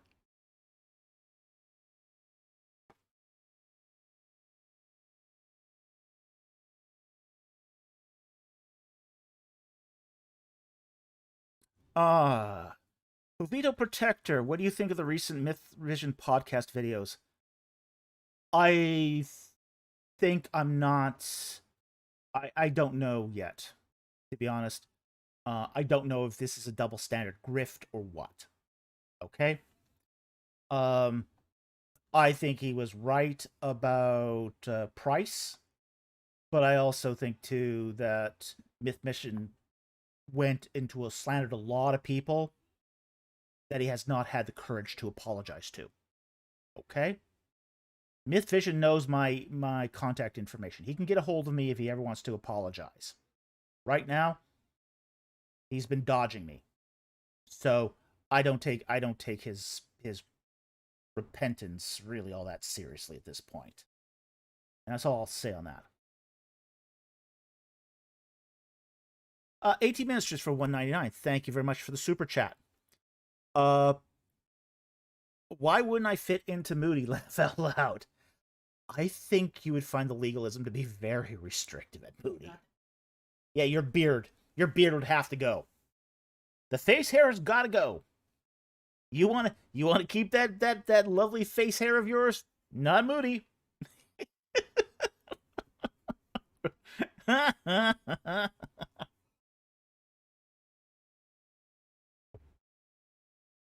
Oh, okay. Let's give a little background there. BC. What's happened with the Myth Vision thing?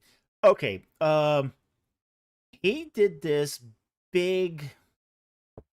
How do I say this? Mea culpa.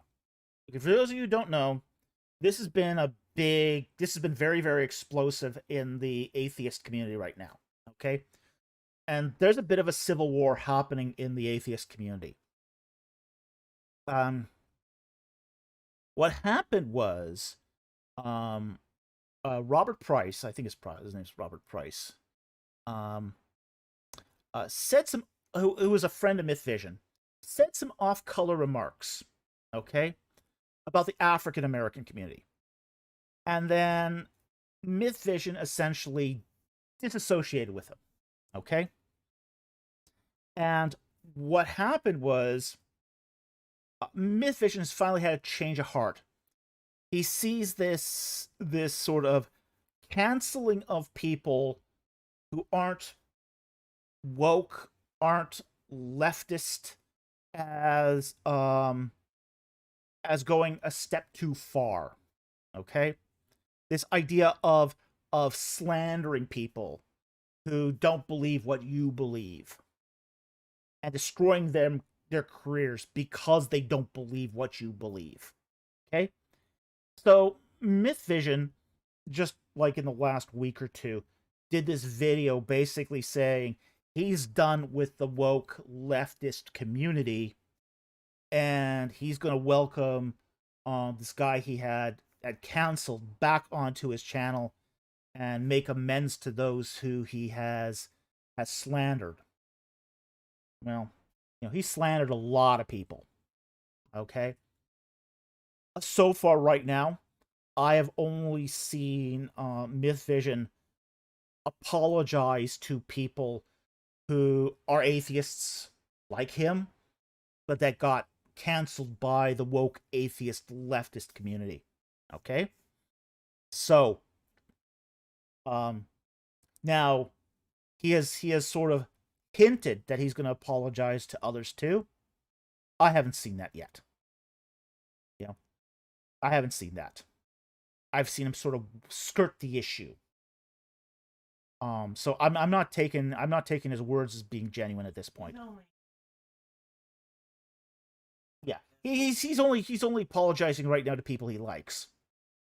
So he's got my contact information. If he ever wanted to apologize to me for the slander he did to me, he knows where to find me. He's had 2 olive branches from me inviting him to come talk. He hasn't done it.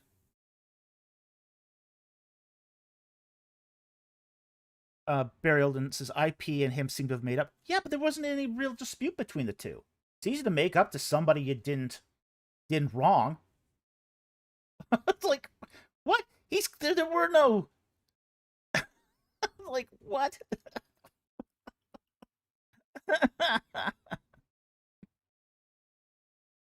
Dustin Meeks, going around slandering people is wrong, and frankly, he should apologize. Yeah, he should. Yeah, he should apologize. He should apologize what he did to me. But he won't. Not only was he. Well, I mean, even if he tries to make amends, and I don't think he can make amends for the damage he did to me, honestly. I don't think there's anything he can do to make it better. But Jack Ray, was he part of the crowd that got your library privileges revoked by slander? Yes, he was. But it wasn't worse. It was worse than that. Let's put this in perspective. Okay. They didn't just revoke my library privileges. Okay. They kind of minimized this by saying, oh, well, all they did was he lost his library privileges, and that's all that's happened to him. No, that's not all that happened to me. And I'm going to tell you exactly the damage they did to me. Okay? I got not just my library privileges revoked, but dismissed from the Vancouver School of Theology. Now, that carries with it the stigma that I'll probably never get an academic position again. Okay, so there's that. I had 2 publishers say they'll never work with me again, without explanation, but they told me it was as a punishment for my misogyny. I had 1 publisher retract an article that was pending publication until I repented of my misogyny. Okay? But, this is the worst thing. They banned me from SBL for life, but not just banned me. They criminally trespassed me. Okay? Now, let me explain what criminal trespassing means. It means if I ever show up at an SBL event, I will be arrested by police for trespassing. Which is whether I'm awkward. invited or go as a non-member. Awkward as SBL and ETS are in frickin' Yeah. place. Yeah. This is how bad it got. That SBL is the Society for Biblical Literature. They criminally trespassed me.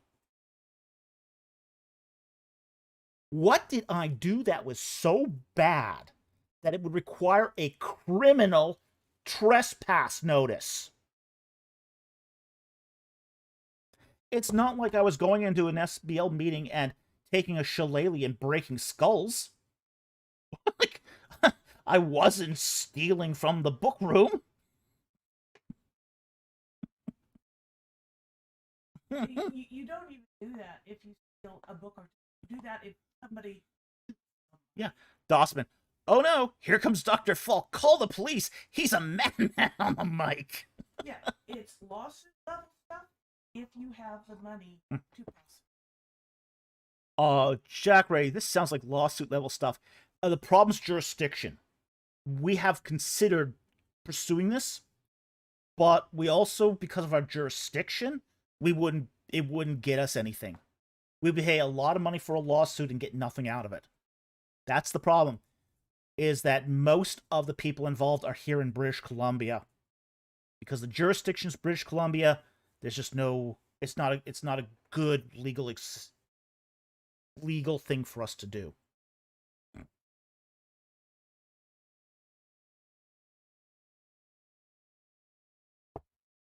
But yeah, they criminally trespassed me.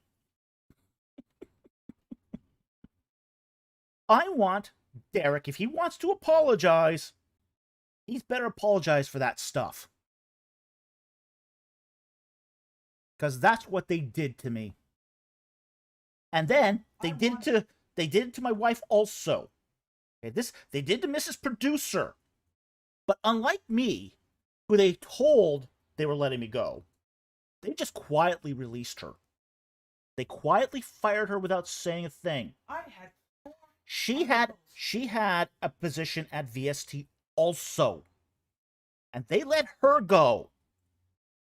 And they also retracted her 4 articles. She had 4 articles that were pending publication. They retracted those too. So they didn't just come after me. They came after my wife too. Under me, I will never. Okay? I will never.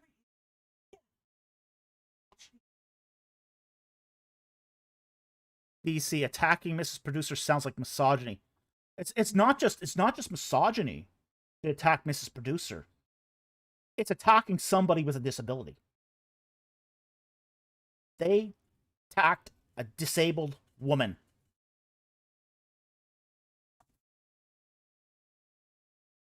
What they did was disgraceful and disgusting. And it was even worse than that because it was wrong.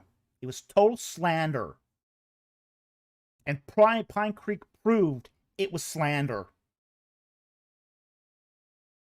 You know, it's one thing to be vilified for something that you did that's true, that actually you did.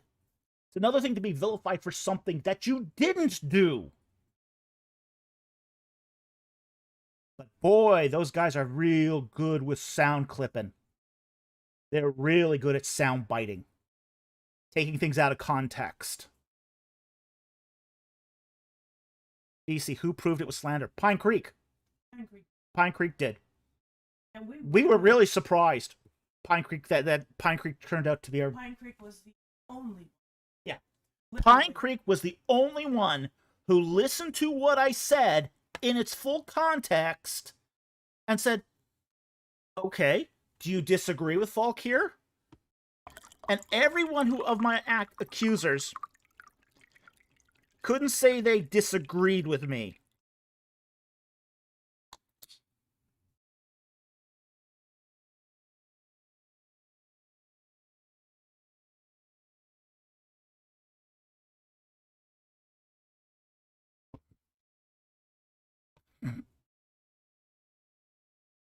It was absolutely disgusting. And I couldn't say anything because my primary accuser, the guy who dug this dirt up, was a member of the transgendered community. And we were told by everybody, you go out and you defend yourself, you'll lose.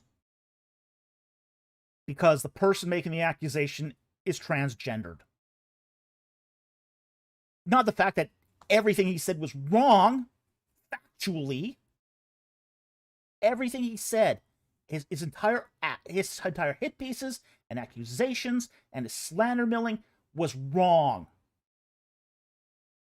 But it didn't matter because he was part of that protected class.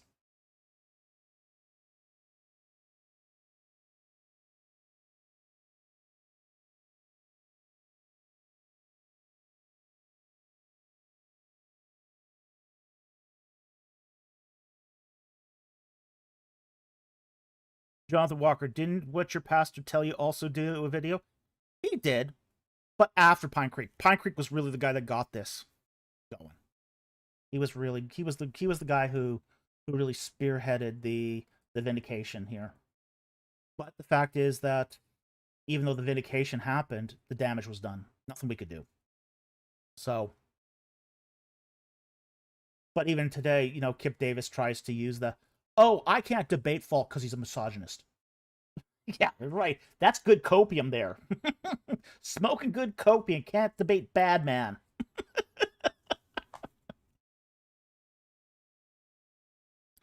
Mama, thank you for that very generous super chat. $50 justice for Falk, both of them. Yeah, I would love it. I'd love it if we got a piece of justice here.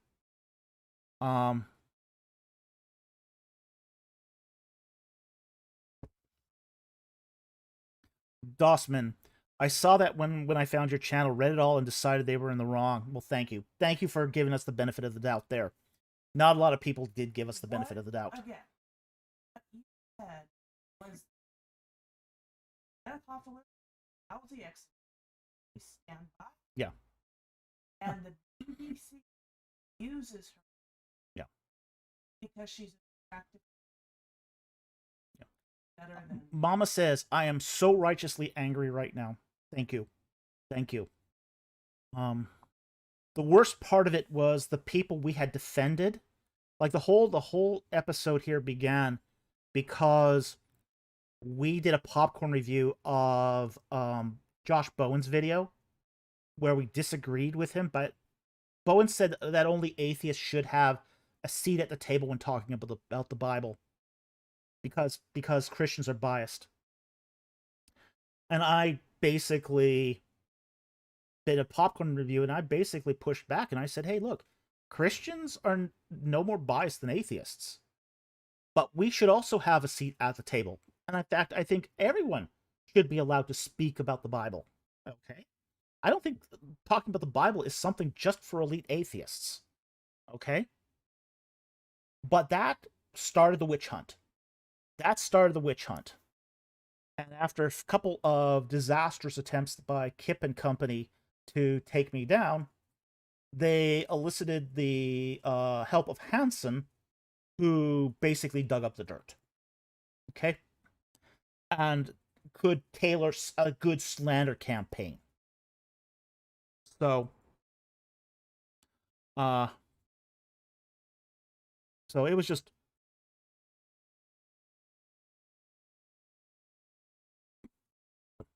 yeah, Danny Dementis is right.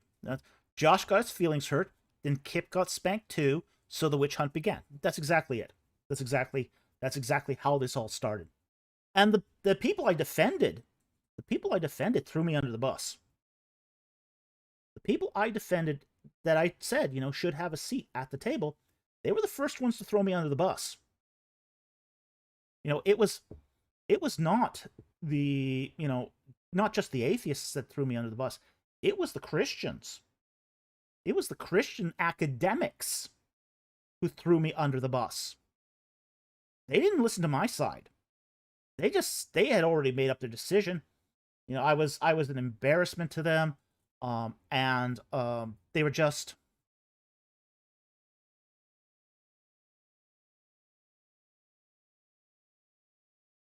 AJ Higgins asks, how has it been in the 2 years since you were both fired in terms of finding jobs in the academic space? Impossible.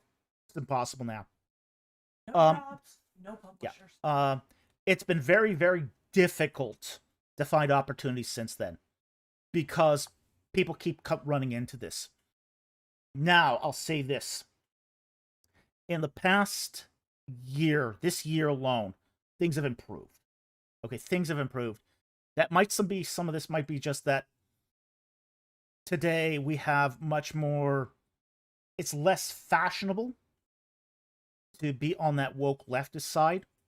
So we've had a couple of opportunities open up since then, but we'll never recover fully from this.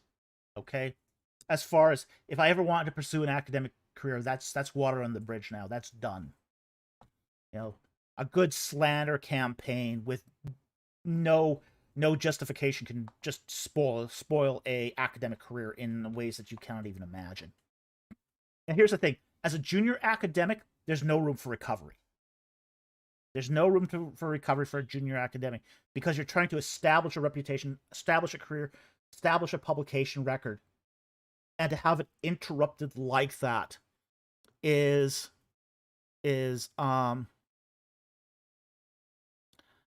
one of those things where it's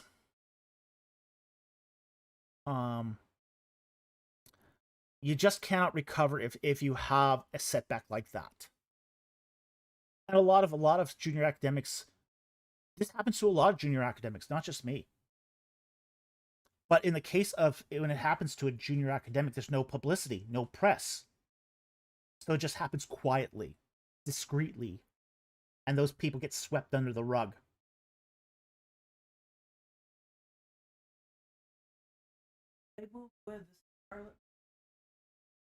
Where's that? Oh, okay. Annie Manuel says, labeled with the scarlet letter M. Yeah, exactly. That's exactly what happens. I got to say, yeah, this guy is not a discussion. Mama, and not even deservedly. Yeah. It only works. Seems to be that way, doesn't it? Yeah, my producer said it only seems to work if it's undeserved. Yeah, true. Travis Garrett gives a $5 super chat here. Not trying to pry into personal financial matters. Not trying to pry into personal financial matters. But since going full-time for a while now, things have been stable for you all. It's been up and down. And this is part and parcel to doing YouTube full-time. Sometimes you do well. Sometimes you don't. Last year we did a lot better than we did this year, honestly. So things could be going a little better financially, to be perfectly honest. But again, we're starting to see a change in opportunities too. So we're hopeful. You know, we're trusting in God, and we're just continuing to teach. We're still continuing to take your questions and answers. We're still, you know, writing, and we're still trying to do the mission of this channel, which is to get people inspired to go back into their Bibles, you know, compare it to the ancient Near East, in context of the Bible, to grow in Christian leadership, and basically to do outreach to a community who's not necessarily going to watch a channel like this one. We are still that we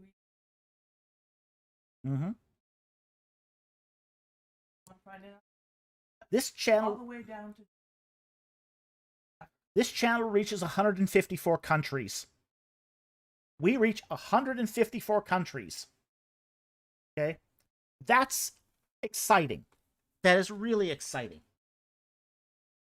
Ryan Cohenkamp, do you have any academics anymore? Nope. But we have no academics. That's true. Yeah, Ryan Cohenkamp asks, do you have any academic opportunities anymore? Nope, not one. No, not one. In fact, if anything, uh, our books are more in the academy now than they've ever been.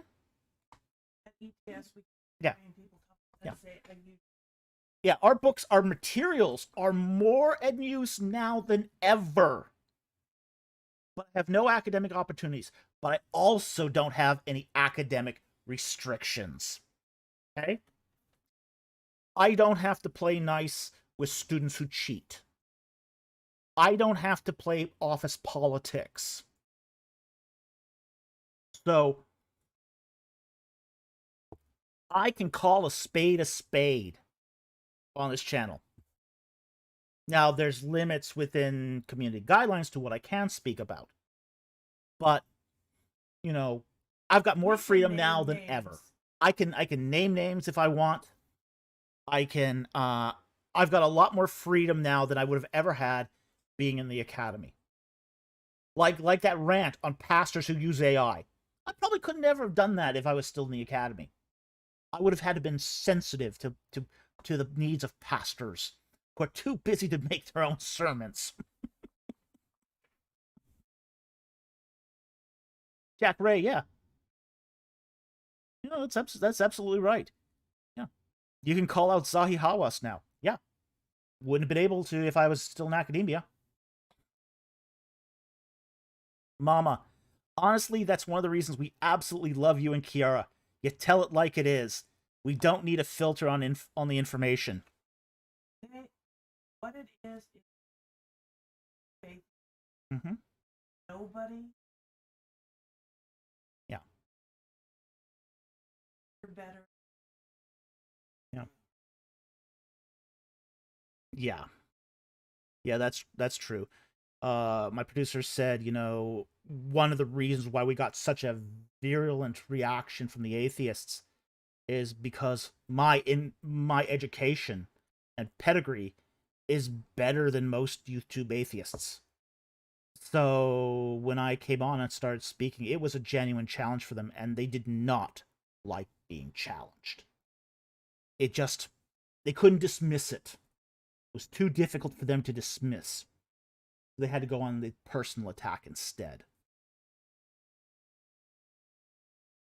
Dossman says, these popcorn reviews brought me into the channel. I enjoyed how you went at it. Everyone loves those popcorn reviews. They love those popcorn reviews. You know, I don't like doing them. I don't like it. They're my least favorite content to do, but people love them most.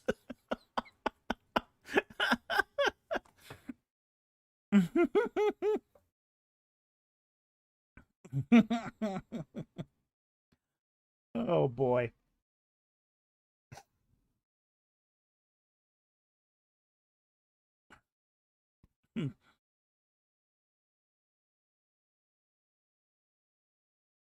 All right. I see the super chats are now sort of getting back to say normal content. So let's continue on with our questions and answers here. The normal super chats. We're not done with the super chats.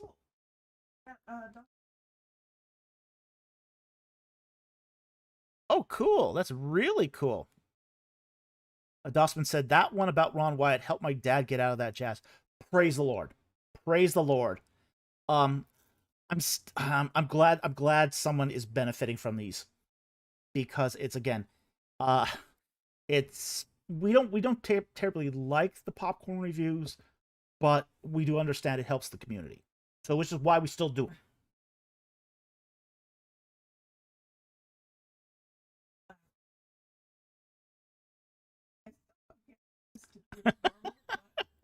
Emmanuel, the laugh made me stay in the channel. My wife and I don't get it. Okay, we don't get the whole reaction to the laugh. Because we get people on both sides. We get people on people who say that they love the laugh. My wife and I just think it's normal. Okay, this is just me at home. I'm like this all the time. And my wife is just shaking her head right now, going, yeah, we laugh a lot. We laugh a lot. And that's how you... Yeah. And my wife goes, that's how you stay married 26 years. But we've also had other people say that the laugh is demonic. It's demonic. You're clearly demonically possessed because of that laugh. Oh, how cute. The vault. We love the...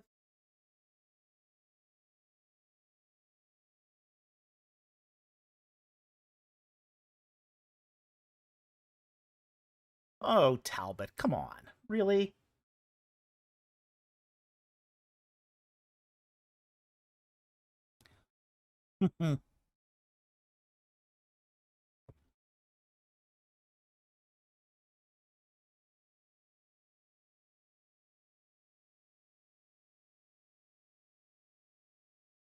All right, so we'll just move on here. Oh, wow. Thank you.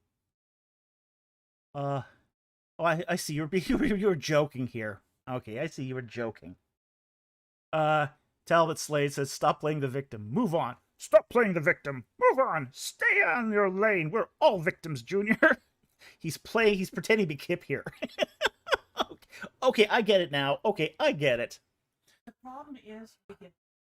Yeah, well, the problem is we do get that stuff for real. Okay, so it wasn't clear you were making a joke here. Thank you for that very generous donation, by the way. We really appreciate that, and thank you for supporting the channel. We do very much appreciate your kind and generous support of the channel. So thank you so very much. We did just see this now. Thank you so much. It does go a long ways, and we really appreciate that. Okay. Yeah, I'm very relieved it was sarcastic, too. Whoa. Had me worried there. Well, I mean, that's what Kip says, though. You know, we get a lot of stuff like that. We also get stuff like this, too, from Dossman. How dare you hate the Prophet Wyatt? Jack Ray at Talbot Slave, thank you as well. Yeah, thank you, Talbot. We really appreciate it. That's very, very generous, what you just gave. So, really appreciate that. Back to questions. All right. 18 ministers for 199. Wasn't Reuben disqualified as firstborn? Not officially. He is never really disqualified as firstborn. We do... It's more that he's replaced. He's replaced. Now, there's nothing that specifically disqualified him as firstborn, but it was it was one of those things where he doesn't live up to the responsibilities of being firstborn, so he sounds it was one of those things where he's just replaced by a better son, a son that's loved more, a son who did more for the people. Okay? So that's really what it is. It wasn't that he was so much disqualified, but through his inaction was replaced. Okay? So there's a difference. There's a difference there. Okay. 18 ministers for 199. What did Ruth do to Boaz? Ruth 3, 4, 7 to 8. Ooh, we're gonna get spicy here. We're going to use broad. We're gonna use broad terms here. We're gonna make this 7-year-old daughter. We're gonna make this PG 13 or G. So yeah, let's talk about Ruth and Boaz. Not a section we talk about a lot, but well worth it. Okay, Ruth. Chapter 3. Okay. Let's take us from... Okay, so verse 3 here, chapter 4. And this is Naomi giving her advice to Ruth. Verse 4. And it shall be, when he lies down, you shall notice the place where he lies. And you shall go and uncover his feet and lie down, and he will tell you what you shall do. Okay, Uh, uncover his feet and lie down. That's an intimate advance. Okay? That's an intimate advance. Best way I'm saying it. Verses 7 to 8. When Boaz had eaten and drunk and his heart was merry, he's drunk. Boaz is drunk. He went to lie down at the end of the heap of grain, and she came secretly and uncovered his feet and lay down. And it happened in the middle of the night that the man was startled, bent forward, and behold, a woman was lying at his feet. Okay. Okay, so she's making it clear through this that he can have his way with her if he wants. But he doesn't do that. He's a gentleman. Okay? He's a gentleman. Right? He's a good Israelite. He's a good, holy Israelite. Okay? So even though she's letting him know that if he wants to do the full Monty with her, he can, he doesn't take her up on this. Verse 9, he said, "Who are you?" And she answered, "I am Ruth, your maid. So spread your covering over your maid, for you are a close relative." She's inviting him to do that. Okay? She's inviting him to go to cover her and to do what adults do under the covers. Then he said, "May you be blessed of the Lord, my daughter. You have shown your last kindness to be better than your first, not going after young men, whether poor or rich." Yeah, it is ancient romance. This is exactly what this is. This is ancient romance.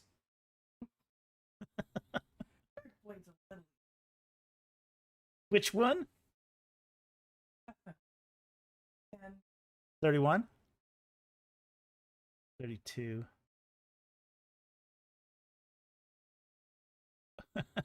Dark Blade. She wanted him to draw her like one of his French girls. I only know that via memes and never seen the original source. Yeah, don't go looking into that.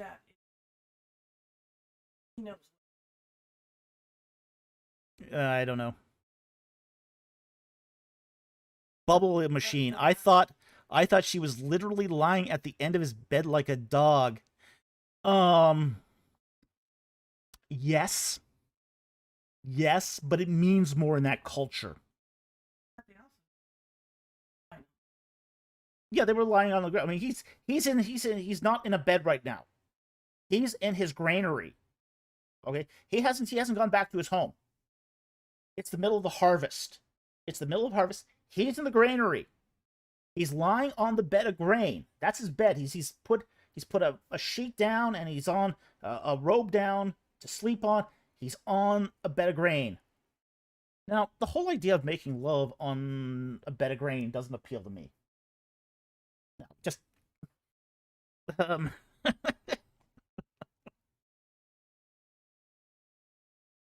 Mama just sent the 11 and 13-year-olds to bed.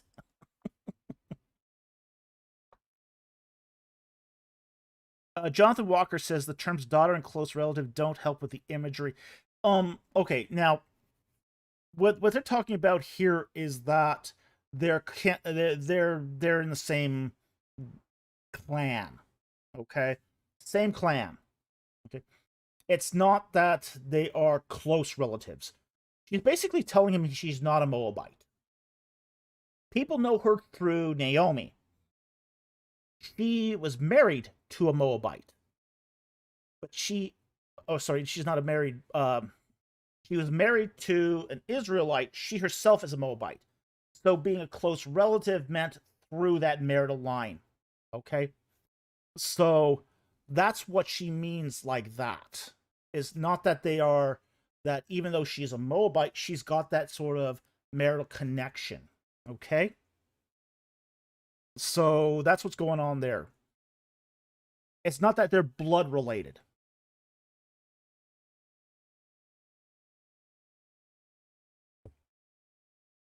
Danny demand offering him a literal roll in the hay or barley as it were. Yep. Yep. That's what was going on. Gray, I am that dense. A lot of us were when we read this the first time. Yeah. A lot of us got um a lot of us got the idea when we were taught this in Sunday school that Ruth is this young, naive teenager. She's not. She's not a naive teenager. Oh, and Sunday school materials like David C. Cook treat Ruth like she's just this naive, innocent, unsullied teenager. She's not. She's in her 30s. She was a married woman and had 2 children. Both of those children died. She's in her 30s. Okay? So this is more of a, you look good, I look good, let's just do a business deal here. This is old love. Okay? Okay, this is basically, if you and I get along here, let's do this thing.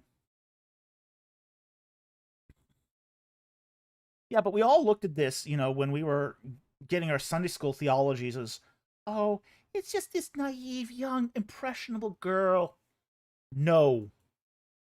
No, that's not the story. She's a widow. She's a widow. She's in Israel right now because of the drought in Moab. Her children are dead. There's nothing for her left in Moab. And Boaz is single, and he's probably in his 50s. Okay? So we got a woman in her 30s marrying a guy in his 50s. He's been a dedicated bachelor all his life.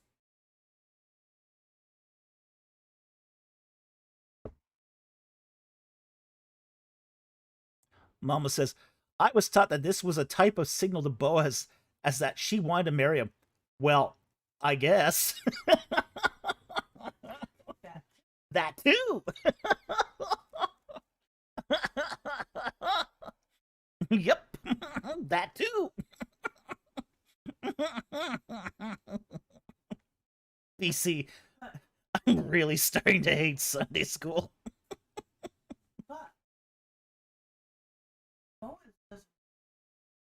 Yeah, Boaz doesn't get those kind of offers. No. Yeah, he's in his 50s. He's long past the eligible age to be married. His parents are dead. Okay. There's going to be no arranged marriages here. Okay. And it's unlikely. Yeah, and it's unlikely they'll have more children because she's old. She's pushing that menopause period. He's old.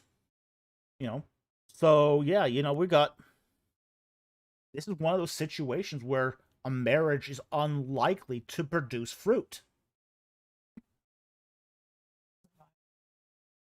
Yeah, that's what it provided. It was providing companionship.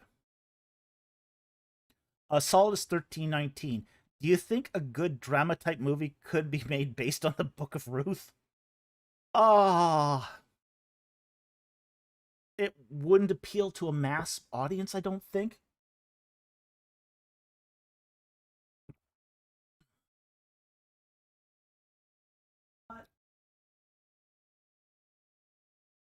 Mama says, so she was offering him a one-night deal, and he said, how about the rest of your life? Yeah. Yes. That's exactly what was going on here. Yeah, Boaz is a secret romantic. That's exactly what was going on here. Her mother knew. Yes, that's right. Her mother and Naomi knew this. Naomi. Yeah. Here's the thing. Naomi is the one orchestrating this. She knows that Boaz is an honorable man. And that she's offered that when Ruth offers the 1 night deal, he wants to buy the cow. It's one of those things where Naomi's offering the milk and he wants to buy the cow. Okay? So Mama says, I always thought Boaz was the goat. Now I'm sure. Oh, yeah. He was a really decent and honorable man. He was a godly man. That's the thing. That's the thing about Boaz. He's a godly man. He's a God-fearing man. He is not going to break the covenant of Israel if he can at all help it. So,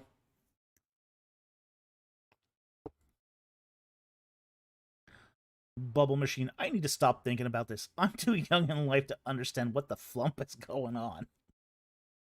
Probably for the best. Just saying. All right, let's move on to the next super chat here, because we're almost at 11 and we're not done with the super chats here. Yeah, and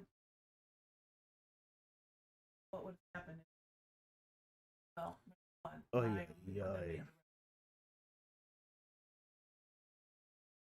Yeah, somebody asked, what if it had been Samson instead? Yeah, I don't think we even want to answer that one. It would have ended up differently for sure if it had been Samson instead of Boaz. And I don't think Naomi would have recommended that she do this with Samson. Okay, just saying. Okay, next super chat here is from AT Mistress for 199. Thank you very much for the super chat.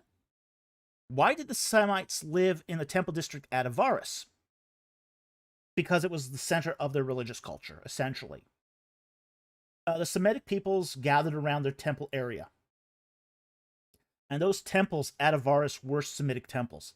They were Semitic temples dedicated to Semitic gods, and that's where they congregated.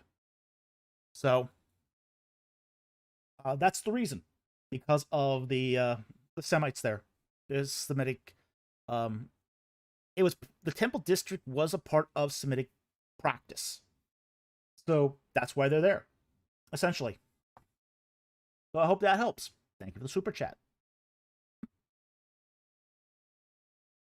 18 Ministries for 199. Thank you for the super chat. Elaborate on the law or order of the ancient Near East. Okay, you have any culture needs at least one of these two. It needs law or it needs order in order to survive as a society. To keep society from flying apart at the seams, you need one or the other to sort of keep a society going. Okay? So you had so you could have either lots and lots of laws to shore things up, to make things really cohesive. Okay? Or you needed a sense of order that was preserved by the entire community in order to keep things going. Okay? Now, you don't necessarily need laws to keep a society functional and going. You can do it with order instead. Okay? But you need one or the other. You can't have a society that has no order or no law. That's just anarchy. Okay?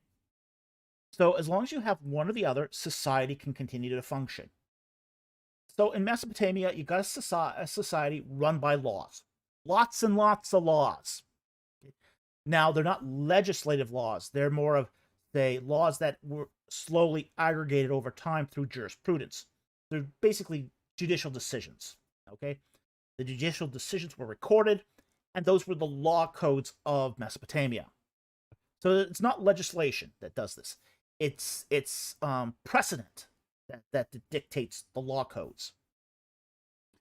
But in, say, Egypt, there were no laws. People didn't write laws in Egypt, at least not until the time of Horemheb. So, but what you had in Egypt was the tradition of the ancestors. This is what they called it. The tradition of the ancestors, which was a kind of principles of order and good society functioning.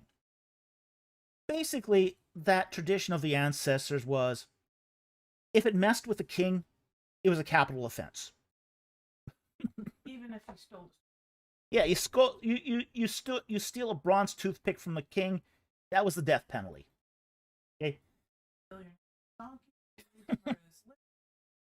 You can steal your neighbor's donkey. Nah, that's just a nothing. That's a misdemeanor. So, it led to a society where crimes against your neighbor were almost never punished, but crimes against the king, yeah, that was death penalty right there. So, yeah, well, higher the influence, higher the penalty. Yeah, that's not that far from the truth there. But you need one or the other. You need a society that's governed either by law, or you need a society governed by order. You can't go without either. Okay, one or the other has to be there. So that's what we mean by society of law or order. Is, you need one or the other for a society to function. Now, if you have both, that's even better.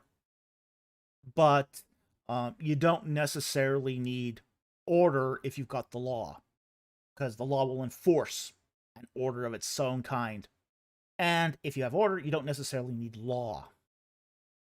But you do need one or the other.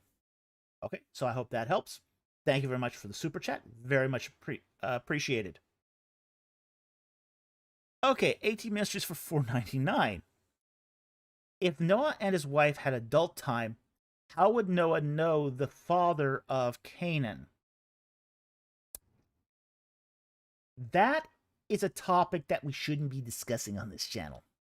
By the way, my coworker's excited that the second book is releasing so soon. Awesome! I'm glad to hear that your coworker really has enjoyed the book. He's, of course, talking about Reliquary of the Dead here.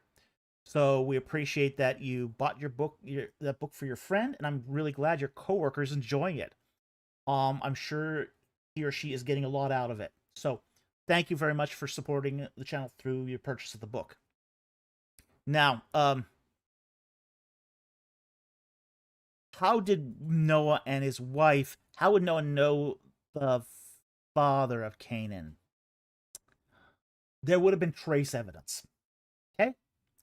We'll probably leave it at that, okay? Because anytime men and women have adult time, there's evidence. Okay? Noah found the evidence. And he didn't do it himself, so that's how he knew. Okay? Then all he had to do was wait 9 months.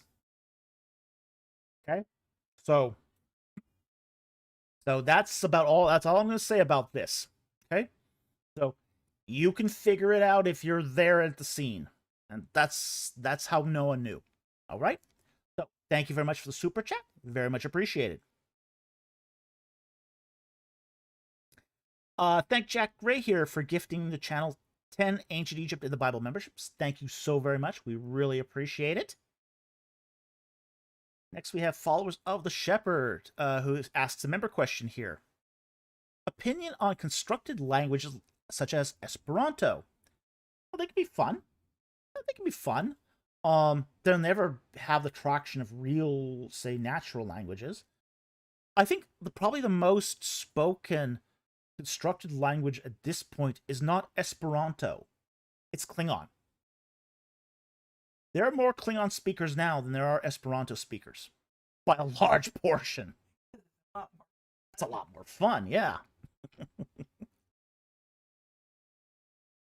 Yeah, Klingon right now has more speakers than Esperanto.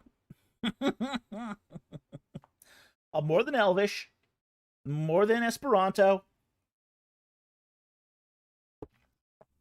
But constructed languages are interesting. They can have a point. They actually provide a good way of studying languages. Danny demand the Bible has been translated into Klingon. I don't doubt it. I do not doubt it.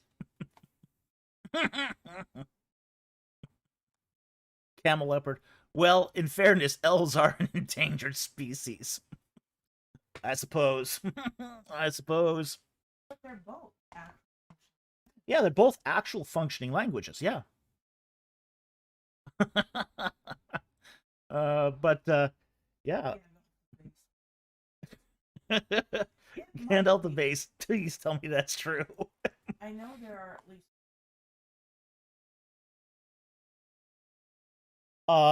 I don't know how much of the Bible has been translated into Klingon, but I know there is a Klingon translation. Yeah, I know there's a Klingon translation. Yeah, yes, Gandalf, there is actually a Klingon translation. I don't know who would put the effort into it, but I know they exist. Yeah, I suppose it's a great way to learn Klingon. Yeah, sure.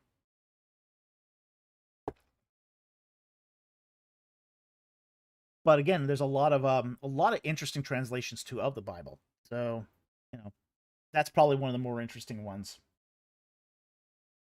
But there's also other things about artificial languages too. Like there are times when artificial languages become natural languages. Like the second revival of Hebrew. Okay? The second revival of Hebrew was started in the 19th century. And the second revival of Hebrew was with Hebrew was a dead language. At that point, it was only a liturgical language. And it was this couple who decided to modernize Hebrew for a modern world. Okay? And they did this experiment where they came up with a lot of the missing vocabulary that Hebrew didn't have in the, say, 10 centuries that it ceased to have been a spoken language. So it was essentially reconstructed. It was the tenses were simplified, and this is why, again, modern Hebrew is not a good base language to learn biblical Hebrew, because the two languages are actually quite different. It's not good for exegeting. No, it's not good for exegeting. But what this couple did was they had a child. And they decided to speak only Hebrew with this child. Their Hebrew, of course. And it became the first living human, or the first human to have Hebrew as their first mother tongue in 8 centuries. Okay? Yeah.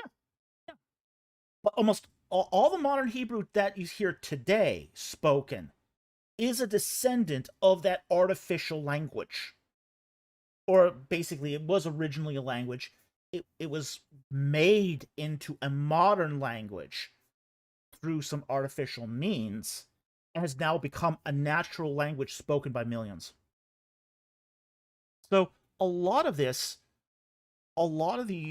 artificial languages do eventually gain enough traction to become spoken languages.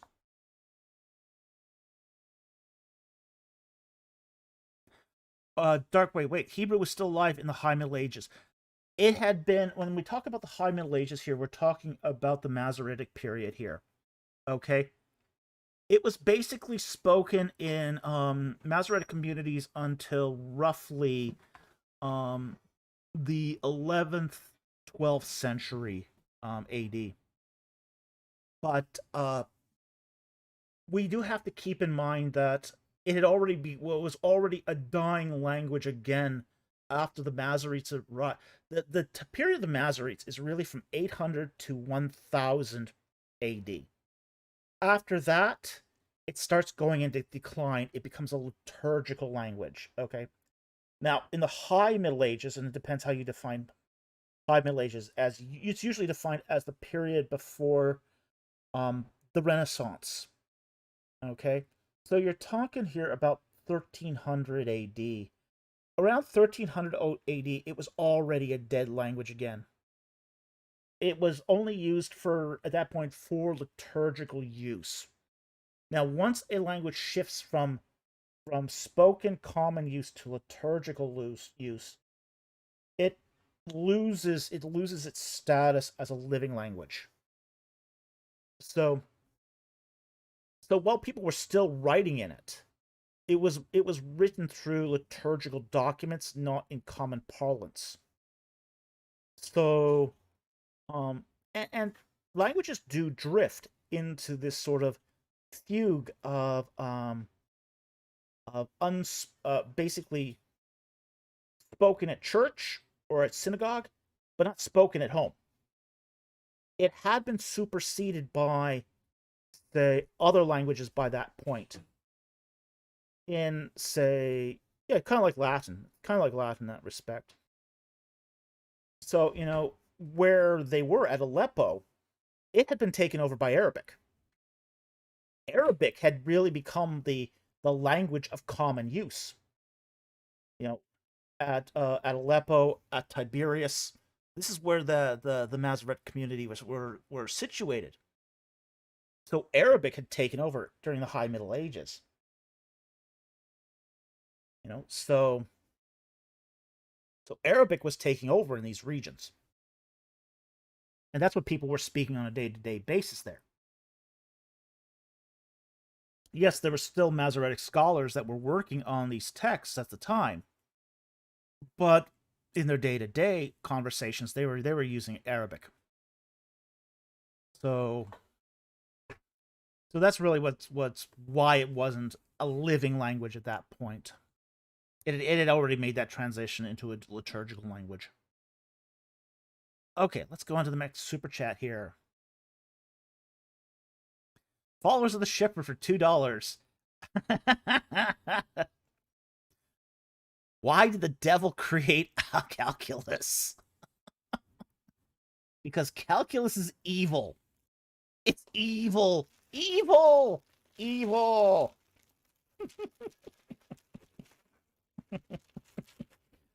Oh boy, calculus. No, calculus and me never got along well. It really wasn't until I was in my 40s that I actually understood why calculus worked the way it did.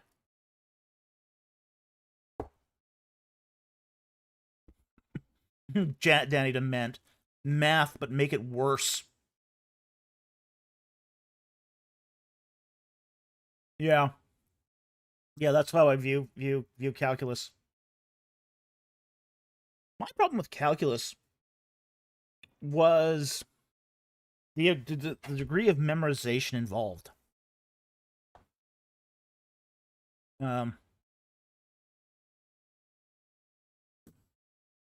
Calculus requires so much memorization of formulas to do it well that I just couldn't wrap my head around it. It wasn't something I could reason out. A lot of the reasons I was good at math was because I could reason my way to the conclusion.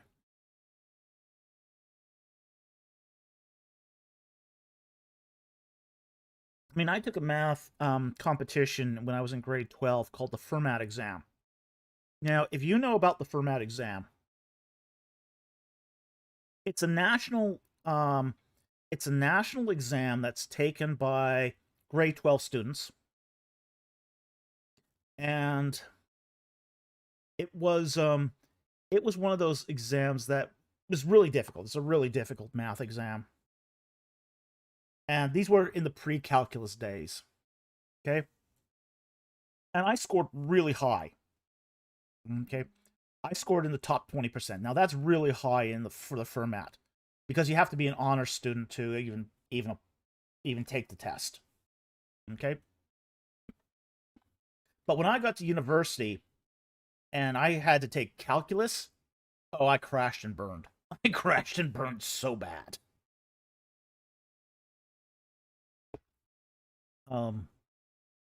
The reason why I crashed and burned so bad at calculus was just the rote memory.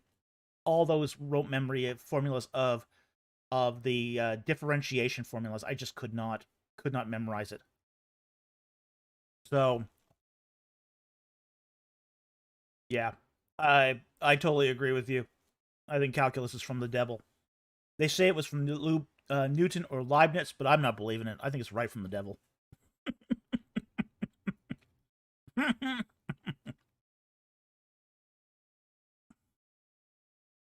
Travis Garrett says reality can be described so beautifully mathematically. Reactors are designed with it. It's fantastic. I wish. Look, I do wish I had learned more about math. That's sort of my one regret from university is not taking more math, because any math I actually learned, I benefited from. Okay, I ended up using. I even used calculus in some of my programming. So I've used calculus. Yeah. Oh yeah, you use it all over the place. But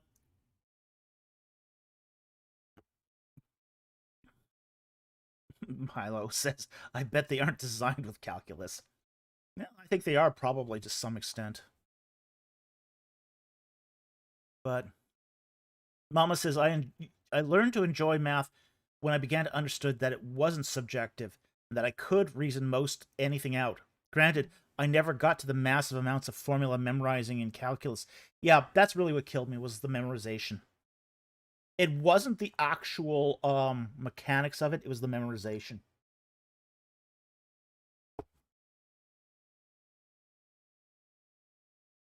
BC, math was used in the Demon Core, Buff said. Demons, you see? You see?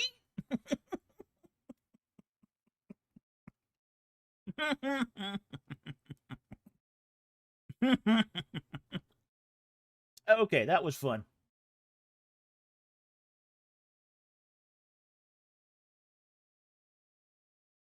Yes, it is used for the proof. Math is used for as a proof for the existence of God.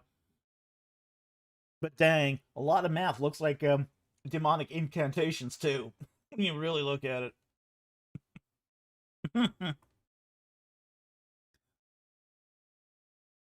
Okay.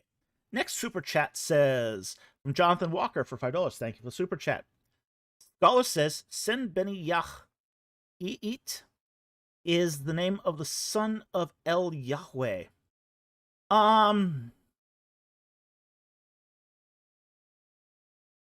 In KTU one, I saw that. I'm not buying it.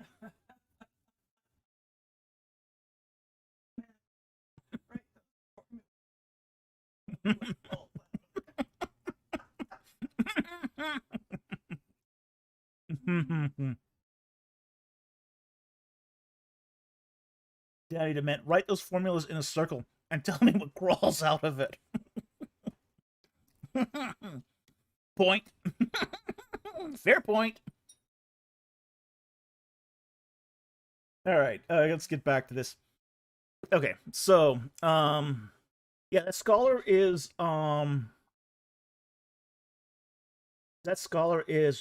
Schneider. It's Schneider. That came from Schneider.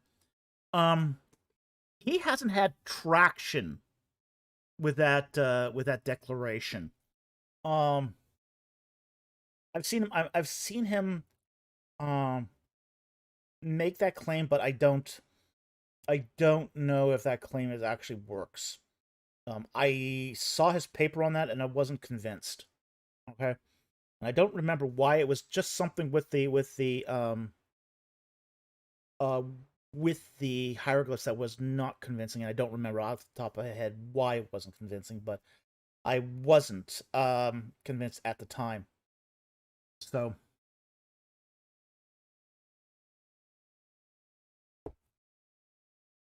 does Ugaritic ignore silent H's, or is it stretched by scholars? It doesn't ignore silent H's. Okay. So I don't know what's being driven at there exactly. If this is a Ugaritic text, I'd have to look at it a little more closely, but Ugaritic, you're talking 13th century BC. It's possible, but I don't know. I haven't seen this text. But eat wouldn't be L anyway. Name of son Beni Ya'it. Yeah, that would not be L. So I think that's a stretch. I think that was probably the reason, is that eat is not L. It would be ear if it was L. And it wouldn't be ear, it would be R. So the I, it would be an aleph, not a ayin. So yeah, this is hinky. This is kind of hinky. So I don't think that would be great evidence here. All right. So I hope that helps. Thank you for the super chat. Okay, Jack Ray for $5. We got a sponsored super chat here. Thank you very much for the super chat. Why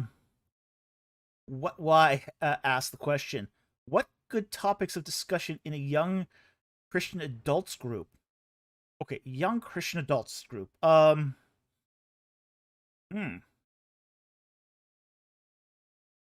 Depends what you mean by young Christian adults.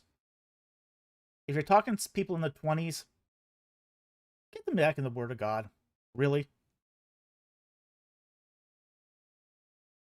Yeah, that's when they're transitioning from.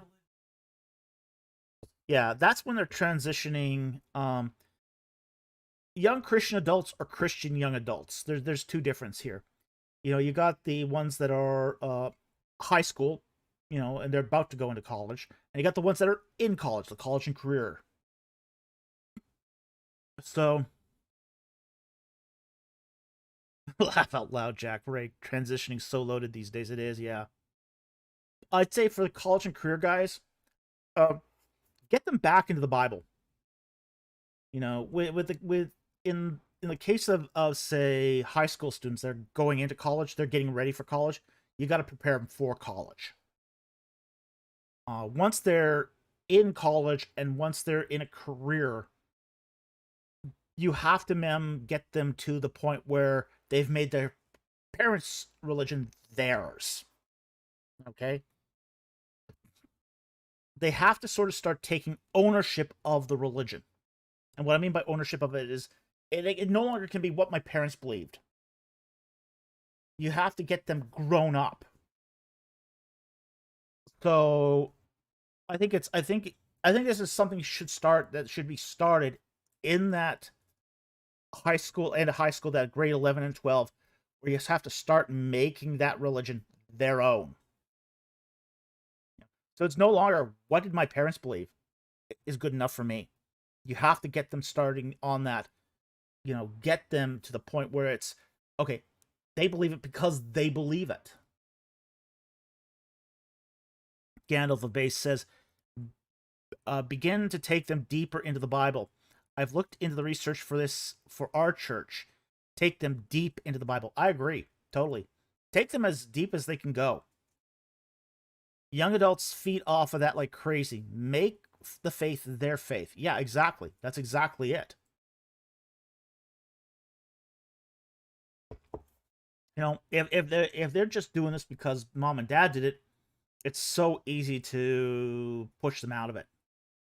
Because all it takes to push them out of it is them being part of a different social group. So if it's just mom and dad's faith, and the kid has not made any sort of how do I say this? Taken any sort of ownership of the faith for themselves, it's so easy to deconvert them because it's a faith untested.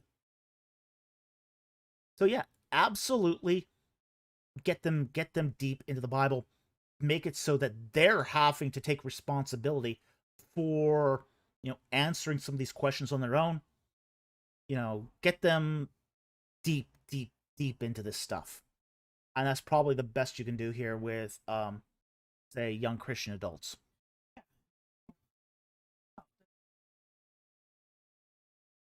Yeah, oh absolutely. Gandalf the Based, you'd be shocked at how many 20 somethings still have a children's ministry understanding of the Bible. You'd be shocked how many 60-year-olds still have a children's ministry understanding of the Bible. Okay?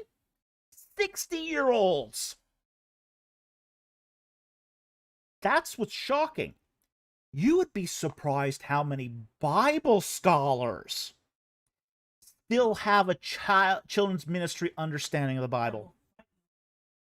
Oh yeah, they'll fight you on this in seminary. I mean, you listen to a guy like what's his name now? That famous atheist, the one out of North Carolina. He's someone's gonna say it in the chat in a moment here, but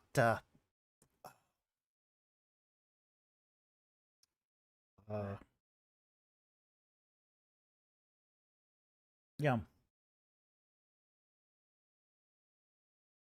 yeah, yeah.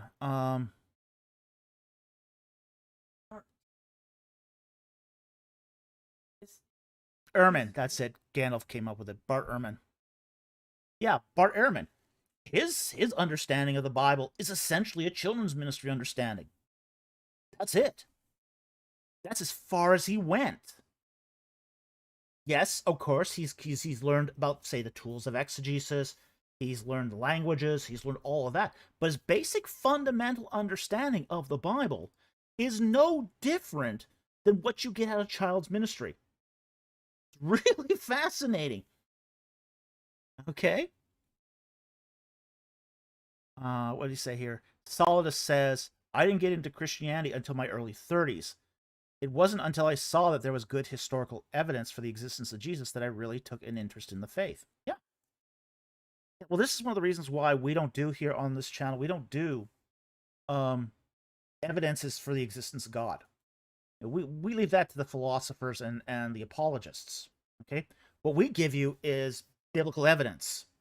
We give you historical evidence. And if you, we find that you give reliability of the Bible in terms of history, the rest of it sort of takes care of itself. It's kind of that old thing I used to say about the FDA, okay, the Food and Drug Administration. The Food and Drug Administration, when they come to your pharmaceutical company, they don't check out your chemistry. They never check your chemistry. They probably should, but they never do. Okay, what they check out is your paperwork. Okay, because frankly, if you don't get the paperwork right, it's not very likely you get the chemistry right. You have to get the easy stuff right before they'll trust you on the difficult stuff. Okay, and that's their whole attitude. Check out to see if you get the easy stuff right. If you get the easy stuff right, yeah, we'll then check out the tough stuff. Okay? If you get the history of the Bible right, that's the easy stuff. Get that right, and people are much more likely to accept the more difficult, intangible stuff, the Christology, the high theology, that sort of thing. That's the hard stuff. Get the basic Bible stuff correct, and then you can go on and people will take your word that there's also some merit to the difficult stuff too.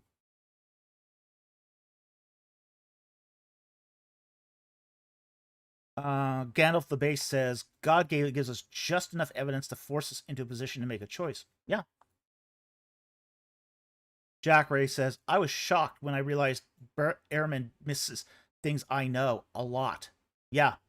It's pretty shocking how sort of juvenile and, say, as I said, Sunday school level his theology and his understanding of the Bible is.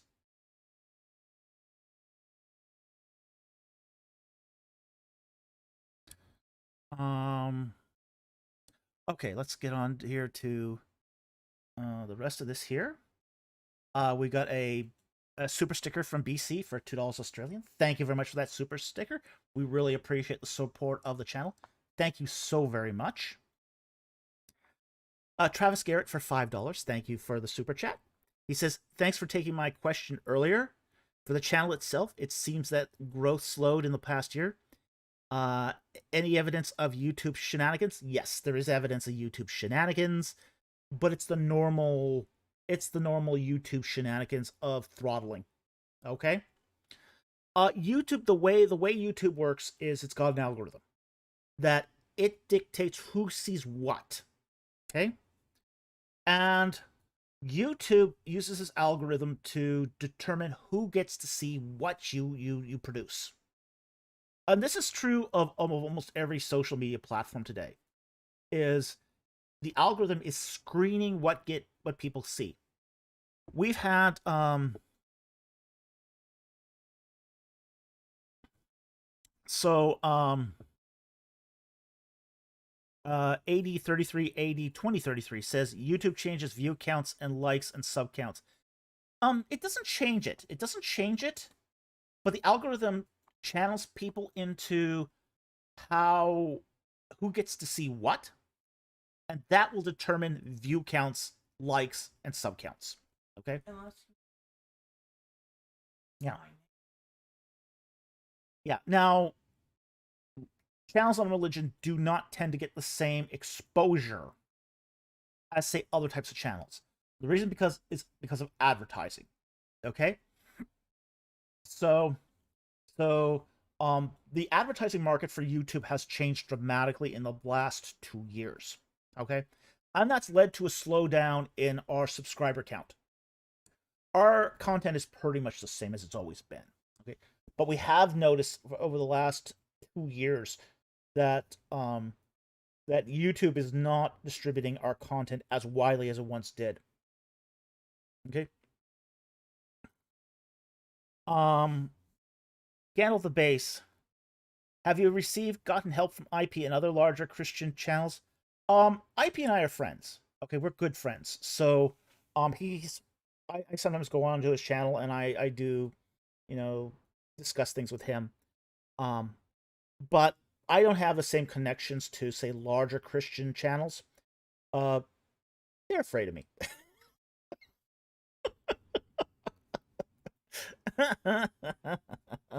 Yeah.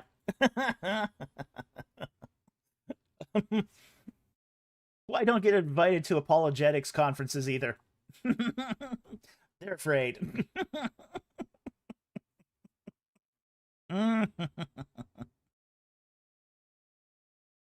Okay, so let's get back to the super chats here. So yeah, we have noticed a slowdown in the last year. I'd say of about 25%. It's not a huge slowdown, but it is a slowdown of exposure. Okay, it's a slowdown of exposure. So, but at least we're still growing as a channel. Okay, we're still growing as a channel. I think we're halfway through 16,000 at the moment. So that's pretty typical for us at the most part. But yeah, we're at 16,500 subscribers at the moment. So yeah, that's so we used to get 250 new subscribers a month. We're down to about 180.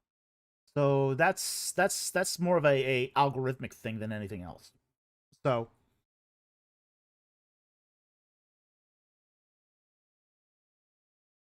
Mama says, so we all need to be spreading the knowledge of this channel. It would really help. Yeah. When we say we thank people for spreading the URLs to other social media platforms, we're not lying about that. That really helps. Because that's picking up from where the algorithm leaves off. Okay? So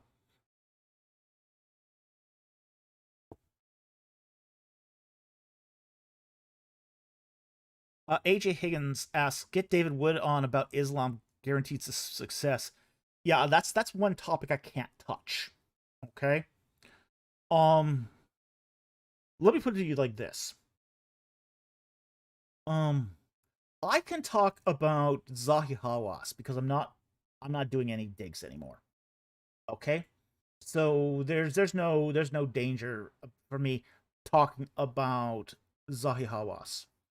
Okay? But if I started bad-mouthing Islam or supporting Islam on my channel, that could have ramifications and problems. Okay? So I have to be really, really careful about um about bad talking Islam. Okay? Even though I think have a very low opinion of Islam. Okay? So if I don't talk about Islam, it's not that because I endorse Islam. It's more that if I talk about it, it would create problems like, for example, doing tours. Okay? BC, not doing any digs except in popcorn reviews. See, that's okay. That's okay. We can do that in popcorn reviews. But I still have to be very careful about certain topics. And it's not so much the it's not so much the YouTube algorithm at that point. At that point, it's the Egyptian government.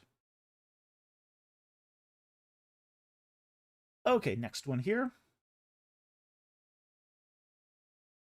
I want to thank Jack Ray for gifting the channel 50 Egypt in the Bible memberships. Thank you so much for your really, really generous support of the channel. We really appreciate it.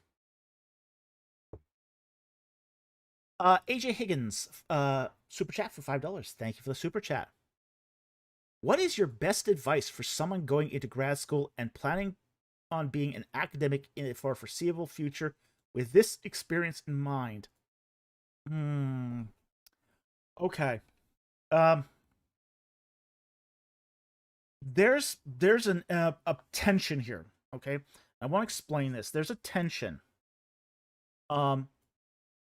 You can't tell if you are a junior academic, and what I mean by that is an academic that has not received tenure. Okay, you're maybe an assistant professor. You may be an adjunct. You're on the track to becoming a full professor. Okay. Here's the issue, and here's the problem. Okay. You can if you say something controversial. Now, the whole tenure track process, once you become an assistant professor, takes 7 years. You do all your major academic work in the first 5, and that sort of should be enough to get you tenure at your meeting in year 7. Okay? But here's the problem. Here's the issue. What they're doing for that 7 years is basically it's a probation of good behavior. Okay? They're basically training you, indoctrinating you, maybe indoctrinating you into a pattern of good behavior. Okay? So when you're doing that tenure track, you're expected to not only have a certain low level of professional conduct, but also a set of conduct where you're not making waves. You're not disturbing other academics. You're not making it uncomfortable for the faculty with your presence. Okay? They call this term collegiality. Okay?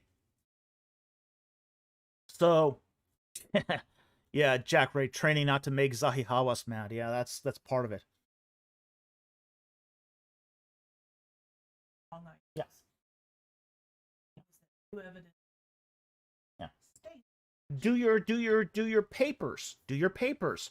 Respect the scholarship of the current cadre of luminaries. Even if that research has no respectability at all. Because they'll go through your papers and they'll say, "Oh, well, your paper here is very iconoclastic. Oh, it's very iconoclastic. This is not the consensus thinking." You can ask, "Well, did I prove my case?" Well, that's not the issue. We're looking for people. We're looking for, and then they don't speak this out boldly. Of course, it's all in this sort of academic doublespeak. Well, the collegiality is we maintain the status quo. You know, we go along, we get along to go along. Oh yeah. I mean, I know of professors who had put in really good papers that had to withdraw them because they upsetted the collegiality. Okay? So if you're planning on being in academia, it's a duck and cover kind of thing. So they're training you to behave a certain way that after 7 years they trust that you will continue in that pattern of collegiality without the shackles.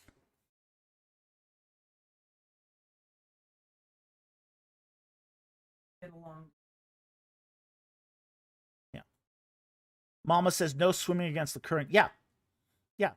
Yeah, and it is a form of indoctrination. You know, everyone says when they're a junior academic, yeah, I've got these radical theories, but I'll just hold on to them until I'm in academia. Okay? Until I get my tenure. Then I'll champion these ideas. Well, you know, when they get tenure, it's like, oh well, you know what? Because then what happens is once you get tenure, it comes down to bonuses. That's how they keep the shackles on you after tenure, is the bonus. Our prof's bonus was 20,000. Yeah, there was I know a professor who was basically told by his department that if he pursued a certain line of research, and this was researching hymns in the black community. That's what he wanted to research, hymns in the black community. And the dean said that, well, we don't want you to research that. And the guy goes, well, I'm fully tenured. And the dean goes, yeah, but you're not going to get your bonus. He had to go back to his wife and he said, look, I want to do this research, but it's going to mean losing the bonus. And for him, that was 20,000.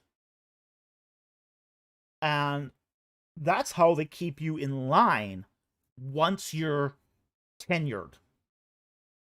Okay? So here's the thing. They can't fire you at that point, but they're also not going to give you your bonus. Gandalf the Base says, so you have to keep your head down long enough to make a name for yourself, then too big to fire type thing? No, they just have other ways of shackling you. You're always going to have to keep your head down. Always. To be in academia means to keep your head down. I have known so many people who believe in the late Exodus date, but will not say anything on it. Like, for example, I've seen, what's his name now? John Walton. I know John Walton believes in the late Exodus date. But I've also seen him on interviews go, when asked on this point blank, he'll go, yeah, you know, I can see both sides of the issue, you know, and I don't want to be doctrinaire about it. Like, yeah, and that comes down to institutions having that sort of pressure on their staff. AJ Higgins, hymns in the black community, as in like something not even that far out. Oh yeah, absolutely. Absolutely not that far out. So it's a heads down game.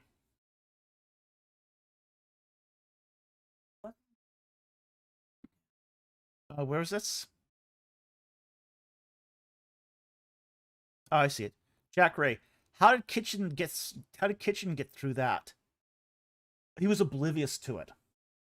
I think of Kitchen kind of like a bull in a china shop. Okay. I had my Dr. Votter said of Kitchen when he was at Liverpool that people more or less did their work around him. That people worked in spite of him. Okay? Kitchen didn't care about collegiality. He didn't care about keeping his bonus. Yeah, Ken was not motivated by money. Yeah, Ken was in no way motivated by money. Praise God for a man like that. He was on that. Yeah. Yeah, he was a guy that, you go to conferences with him, and Ken would go, he would stand up at the end of a paper, and it was obnoxiously bad paper, and he would go, rubbish. Absolute rubbish. Or, I remember this classic from Ken, I'm not convinced. Yeah. Yeah, just, it was like, yeah, Kenneth Kitchen. That's who we're talking about here, is Kenneth A. Kitchen. But yeah. But yeah, he didn't care about money. So once he was tenured, he never got his bonus, but he didn't care. he earned more than enough for his needs.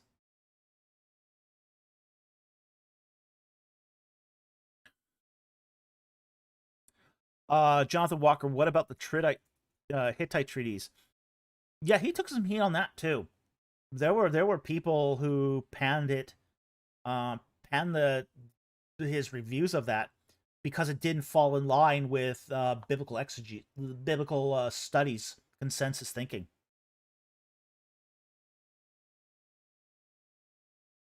Mama says, and being single, he didn't have a wife and children to have to worry about. That's Yeah, why he didn't get. That's one of the reasons why he didn't get married too, is because it would interfere with his work, and his house was fully paid for. He inherited his parents' house. His brother had his own life elsewhere. His only family was his brother, and he didn't get the house.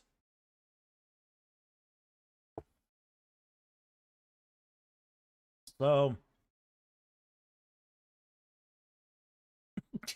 CC says, so what you're saying is get tenured, trade stocks to make extra money, and smash the China. I'm not saying that. But if you can, more power to you. But Ken was all. Yeah. Mama says he didn't have to save up for a daughter's wedding, or the braces for 3 teenagers, or the wife's desperately wanting remodeled kitchen. Yeah, there are advantages to a bachelor life, but it's not a life I would want. Gandalf the Base says, my Old Testament professor at Southwest Baptist Theological Seminary was pretty open about supporting late date and cited kitchen a lot. Some will do it privately, some will even do it in the classroom. Almost none will do it publicly. I can list off a dozen people who agree with kitchen on the late Exodus date, but won't say it publicly. A lot of them.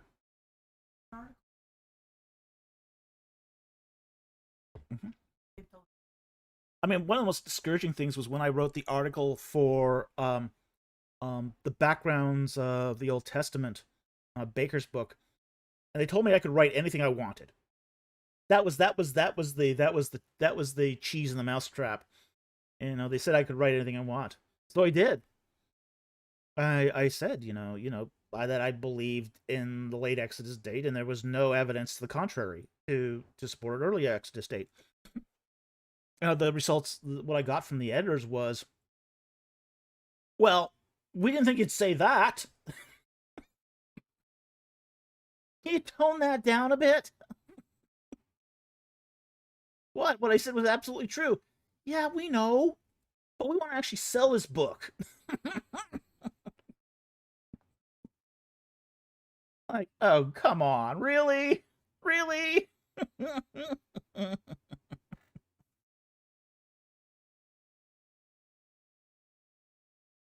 Jack Ray, I know a history PhD in the UK who seems to have gotten pushed out of academia because he does YouTube. That's really common. He's not controversial. Okay, here's the other thing academia hates. It hates celebrity. Academia hates celebrity. If you want to do academia, you cannot do YouTube. Okay? It doesn't even matter if you're controversial enough or not. If you do YouTube, you're a celebrity.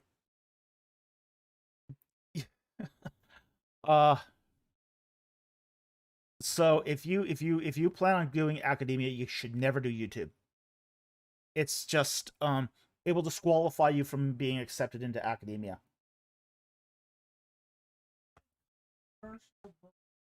Don't, because what they're calling yeah. Mama says, don't controversial books sell well? Not really. You know, some sell okay, but more because they accept the status quo. Here's the thing. When we talk about books that sell, okay, it has more to do with your sales channels and what your publicity is like than what the book actually says. In all honesty, a controversy alone will not get a book to sell well. In fact, there's a lot of controversial books out there that don't sell anything. Culture, real.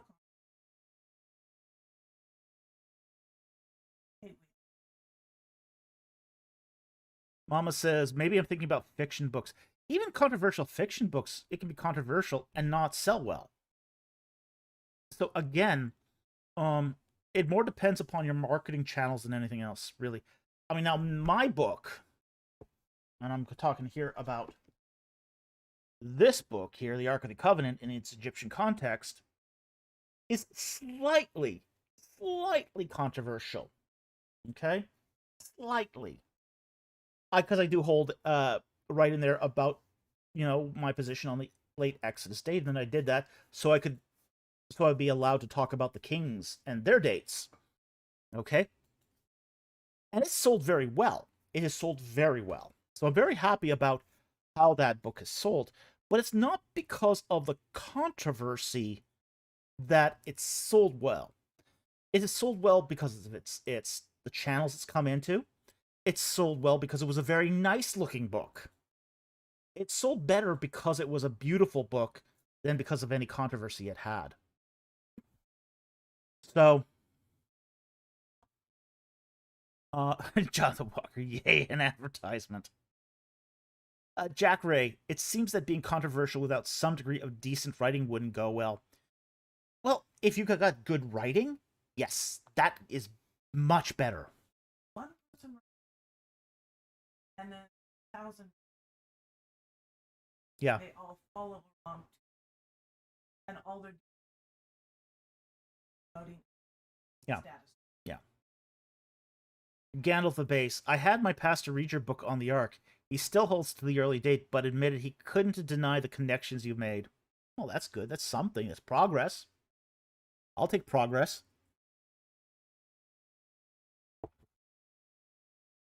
Well, that's one of the reasons why they wanted me to write a book on the plagues. The fact was I'm a good writer, so that helped. Jonathan Walker, the cover image was a good choice. Actually, I had a really good cover designer on that one. The cover designer did a really excellent job of that. They asked me if I wanted a traditional kind of cover or something cutting edge. I told them, yeah, go crazy. Go crazy. Give me something cutting edge. And that's what the cover designer came up with, and I thought it was an excellent look. All right. Let's go on to the next question here. Next question here is from Milo. Ask the member question. Thank you for the question. What is your favorite dinosaur and why? My current favorite is the Yichi. It's like a little dragon. I haven't given thoughts to dinosaurs in a while. Probably my favorite dinosaur is the Spinosaur. Okay? I think they're cool. Spinosaurs are very cool. I used to have a tooth of a Spinosaur. I don't have any more dinosaur teeth. Wish I did. Wish I was able to keep those fossils, because I had a little fossil collection that was awesome. So I've missed my fossil collection.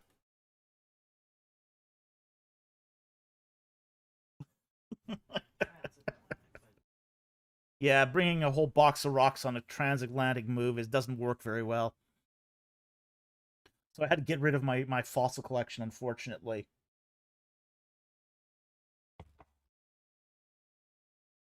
Okay.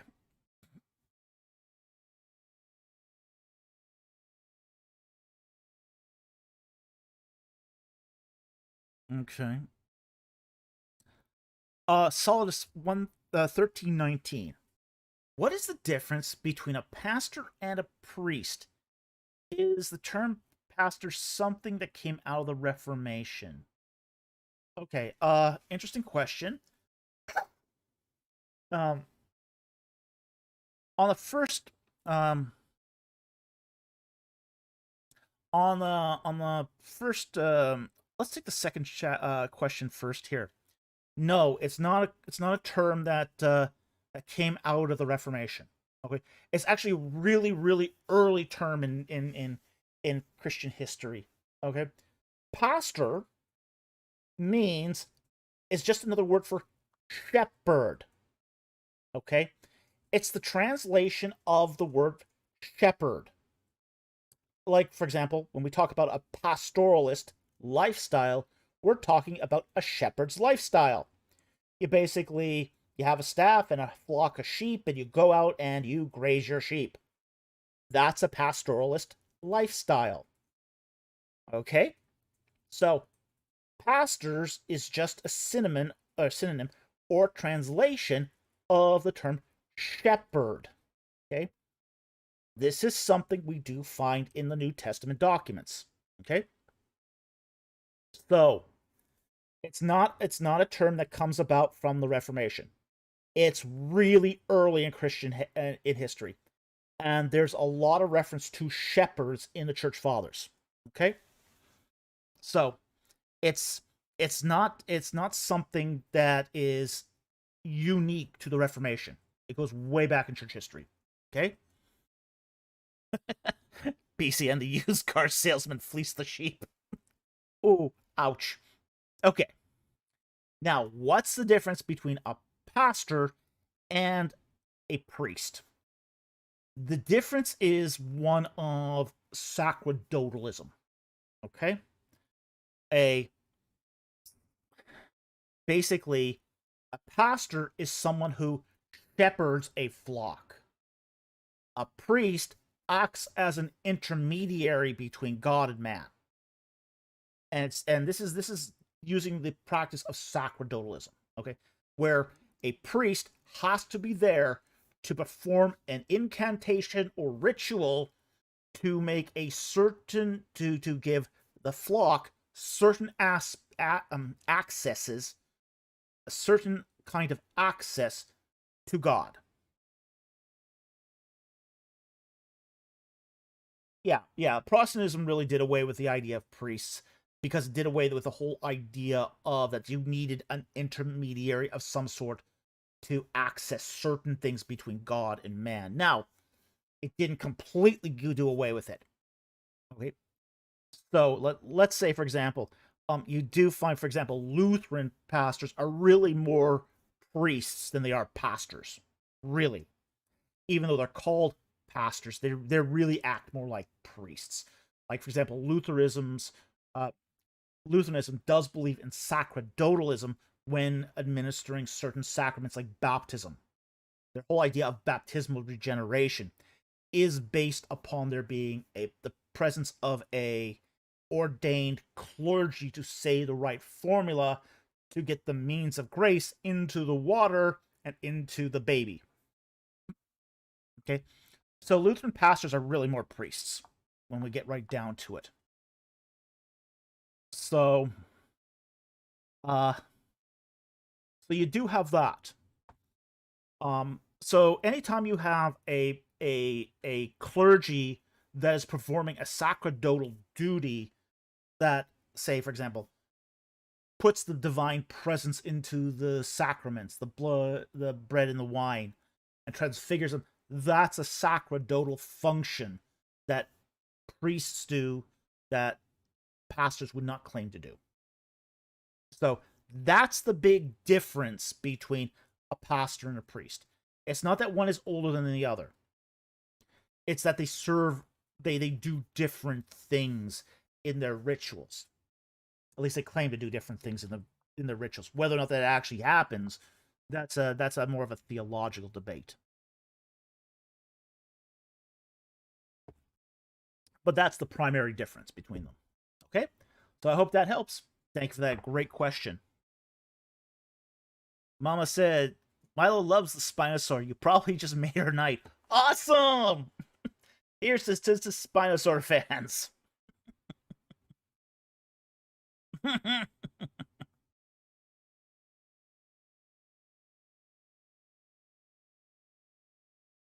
Okay.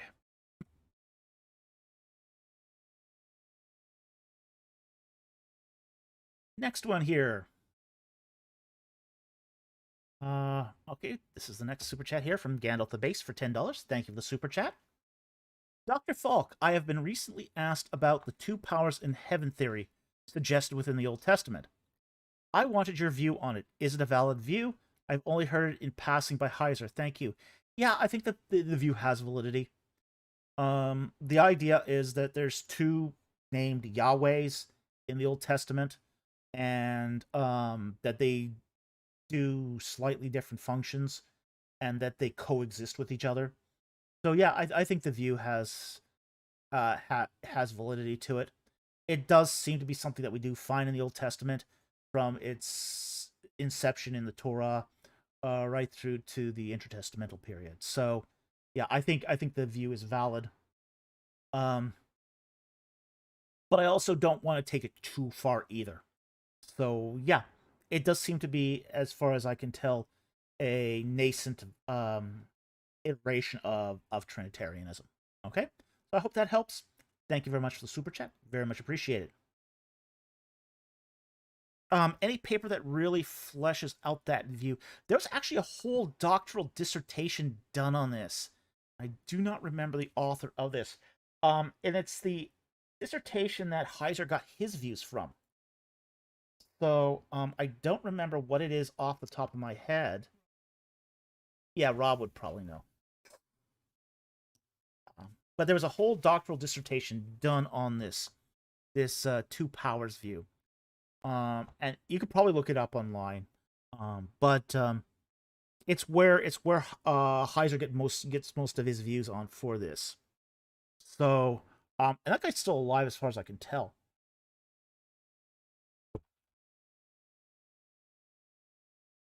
So you should be able to find it. It's not that hard to find, but it's out there. It was actually done by a Jewish scholar.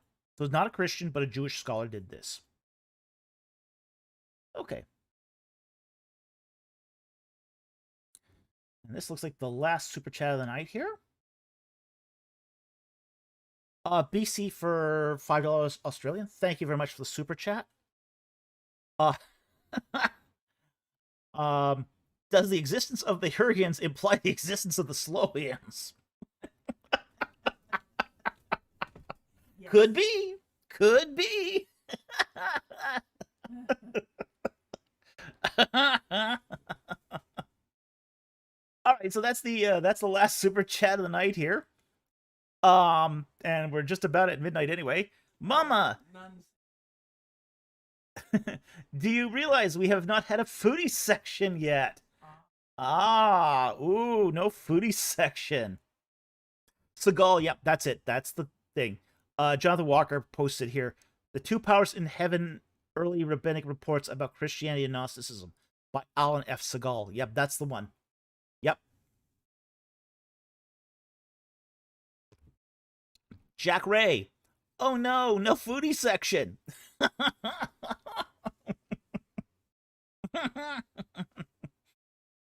Well, I guess we didn't get a foodie section tonight. Nobody raised a foodie section.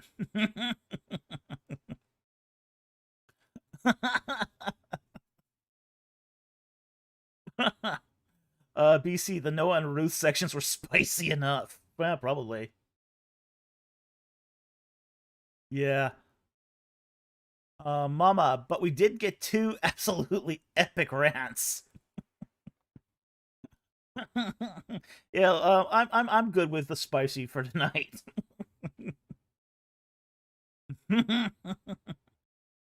Um,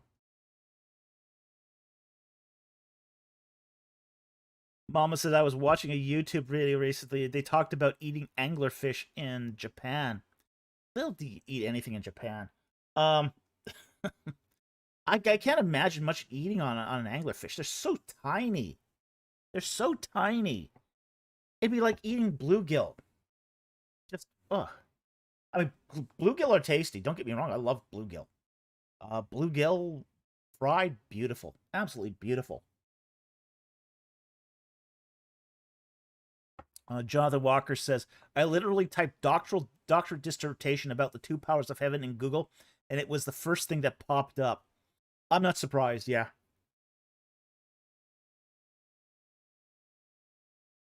Mama says it was a travelogue about a fancy place in northern Japan. Northern Japan's interesting for food. It's not what you would get in, say, southern Japan. A lot of in northern Japan they eat a lot of seafood. A lot of seafood in northern Japan. If you want to eat seafood, that's the place you go. Um, you don't want to go to Kyoto, okay, for seafood. In fact, there's very little seafood in Kyoto because they're so far inland. Kyoto's so far inland that it doesn't get a lot of seafood, which is why you find a lot of bread. You find a lot of bread in Kyoto. Um, they eat more bread and coffee in Kyoto than other things, and that's sort of because of the way Kyoto was agriculturally. Kyoto produced a lot of red bean paste and would export that red bean paste, but it was also very far away from the rice fields and, say, the ocean. So traditionally, Kyoto ate more bread than anything else. On the other hand, you go up to northern Japan, uh, not quite to Hokkaido, but you go to northern Japan and they eat a lot of seafood there because they got the ports really close by, and you can get crazy seafood there. Um, just they got like spider crabs, king crabs up there, um, all sorts of crazy like oysters, all the great, beautiful, wonderful seafood that you can get at in a coastal city. They have in northern Japan. Now you're hungry. Well, good thing we're ending on the foodie section here then.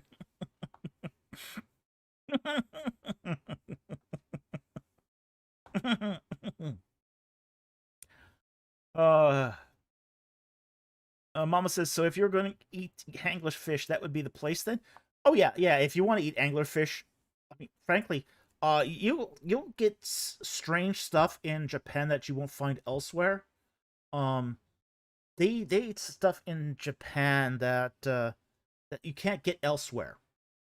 Either because it's illegal or because it's just not popular.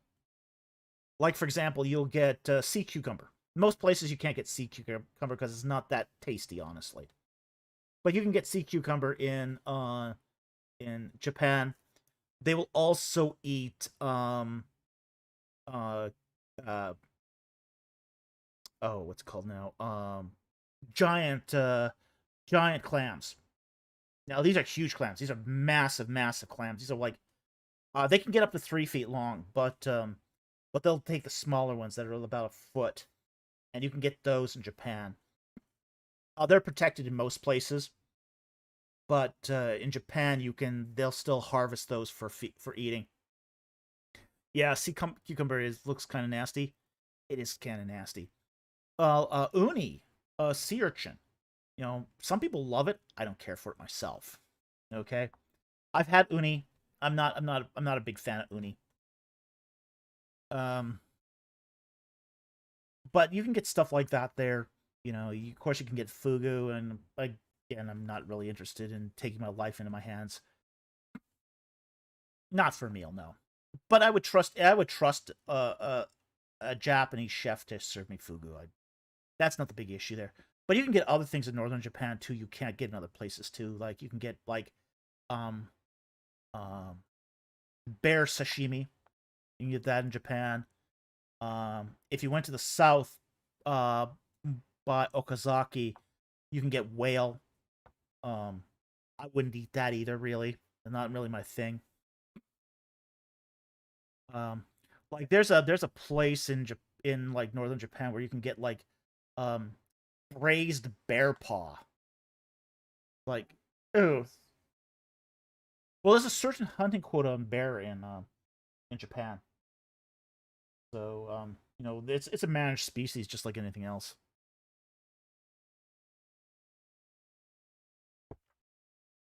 Harry Stark asked the question: did the ancient Egyptians really think Osiris was a real figure in the shape of an animal?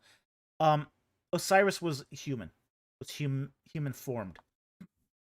He was not. He did not have an animal form, except as Osiris Apis when he's incarnated as a bull.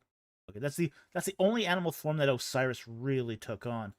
You do have some, like for an example, he needs a composite god. He'll take the falconine form as Osiris Sokar. But that's really the form of Sokar that's being adopted there. Okay, we got another super chat here from Blue Sheep. Blue Sheep for $10. Thank you for the super chat. Quick question about Avaris. You said Avaris was abandoned and the people of P-Ramses used the entire site as a graveyard. Was that a sign of contempt for that city? No, I don't think it was a sign of contempt. I think it was just opportunity. The fact is that when Avaris was abandoned, you had a lot of empty houses. Okay? People didn't fill the empty houses. You had a problem. Because in like this really rapid, you get a problem here when you get a rapid depopulation of an area. Okay? And we've seen this happen in other cities that are quickly depopulated, like Detroit. Okay? What's happened in Detroit, for you that are unaware, is that 25% of the city of Detroit has been abandoned. Okay? Entire neighborhoods are going back to the wild. Like wild. Like bears are walking down the middle of the street wild. That kind of thing. Okay? This is what happens to cities that are abandoned, or parts of cities that are abandoned, is the wilderness claims them back. The buildings fall down, you get fires starting amongst them, which you can't control once it gets going. You get wild animals moving in. In Egypt, that means wild animals. Here it means wild dogs, wolves, nasty things. So when you have a portion of a city that's abandoned, it creates a problem. Okay? So you get a big city that's abandoned like Avaris. Now you got to do something with it. Okay? And it's just a matter of opportunity here where, okay, collapse the building and use it as a graveyard. Okay? At least if you have it as a graveyard, people will come back and notice and see if there's any issues going on there. Because you don't want like robbers taking over the place and that sort of thing. Mama says it never takes long for nature to reclaim civilized areas if they're left alone. No, that's true. That's really true. It doesn't even take like 10 years. In 10 years, you leave a subdivision unoccupied. I mean, we noticed this. Oh yeah, Chernobyl. It was really, really acute. Yeah. Yeah. After the brief radiation exposure at Chernobyl, and all the humans left, the city, it got taken over by wildlife, deers, bears, wolves, mice. It just got took over. So you do see this. Jack Ray, yeah, gonna say Chernobyl is no-go zone. Yeah, but the wildlife didn't care. Wildlife is doing better than it's ever has. Frankly, Chernobyl is doing fantastic for the wildlife. Yeah, for the first couple of years, the forest was turning red from radiation poisoning. But after that, after the area recovered from the radiation poisoning, it looks like a verdant area now.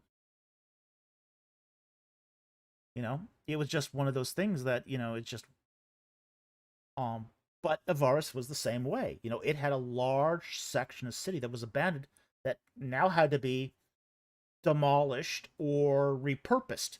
And one of the easiest ways to repurpose this is to turn the house into like these little cenotaphs.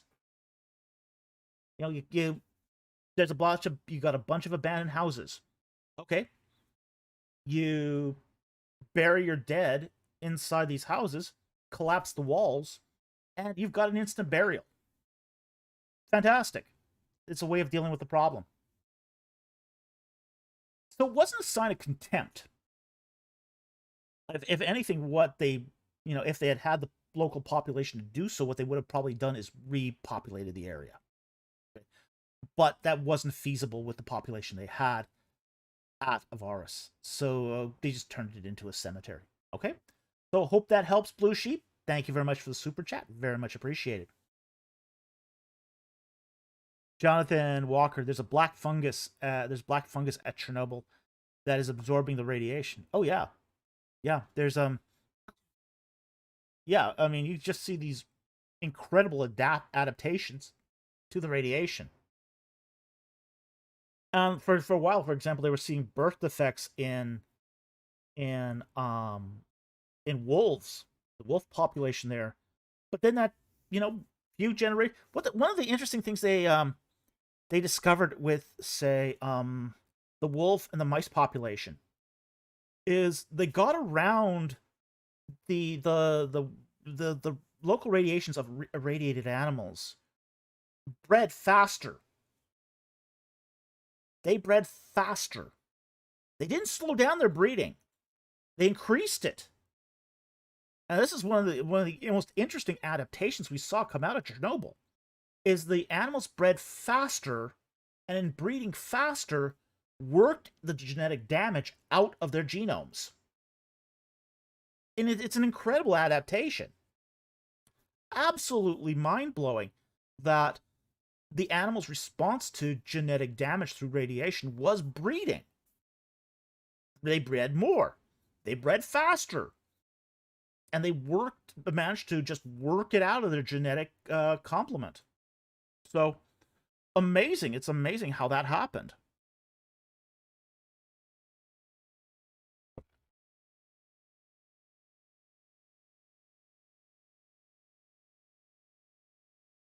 Mama says, I get it making you think, but they use it so they don't have to think at all.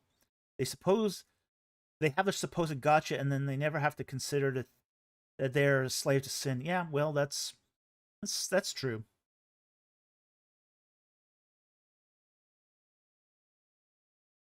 Yeah, this is talking about the deflection of atheists. I'm so over stupid deflection questions from atheists that they don't even really care about the answer to.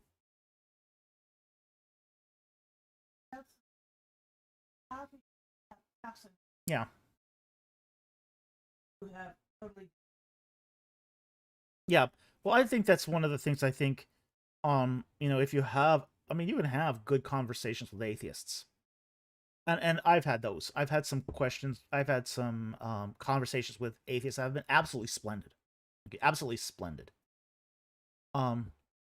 It's when you start getting into those sort of that disingenuous Dawkins atheism from the 1990s, and you just sort of slap your face, with the, this stuff has been refuted decades ago, and yet they're still doing the same thing. I'm still surprised that people bring up the whole camel thing. That had been refuted for 30 years. And it's just, you realize when you're talking to some of these atheists that they're not interested in the answers. They're just interested in, say, forcing a point. And, don't waste your time on that. Don't waste your time on that. It's not worth it.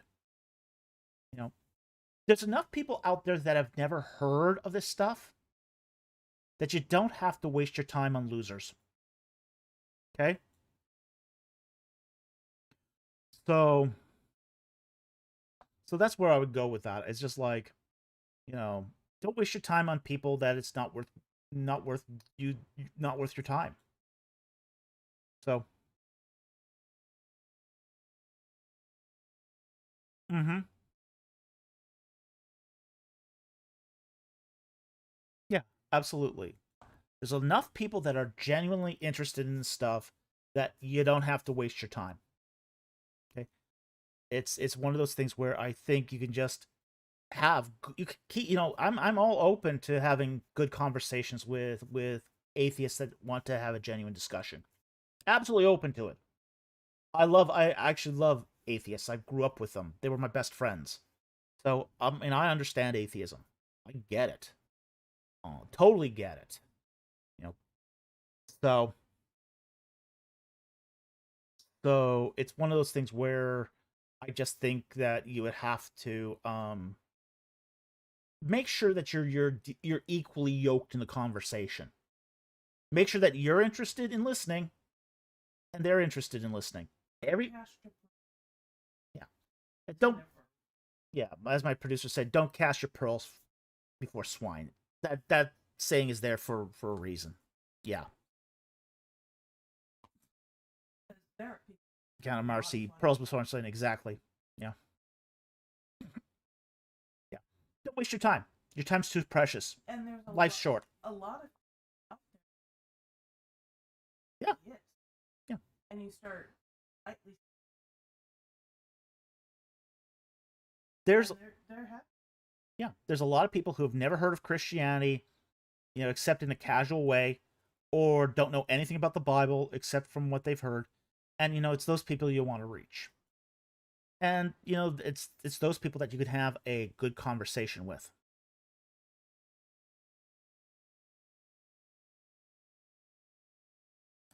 Okay, I think we'll call it at this point. You said there's no more non-super chats. We pretty much answered them all. And we did have our foodie section here. So I think we've covered everything we need to for the night here. So I don't think there's anything more else that we can do.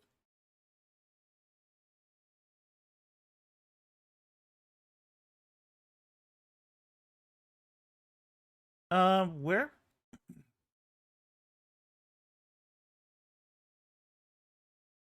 Oh, 9.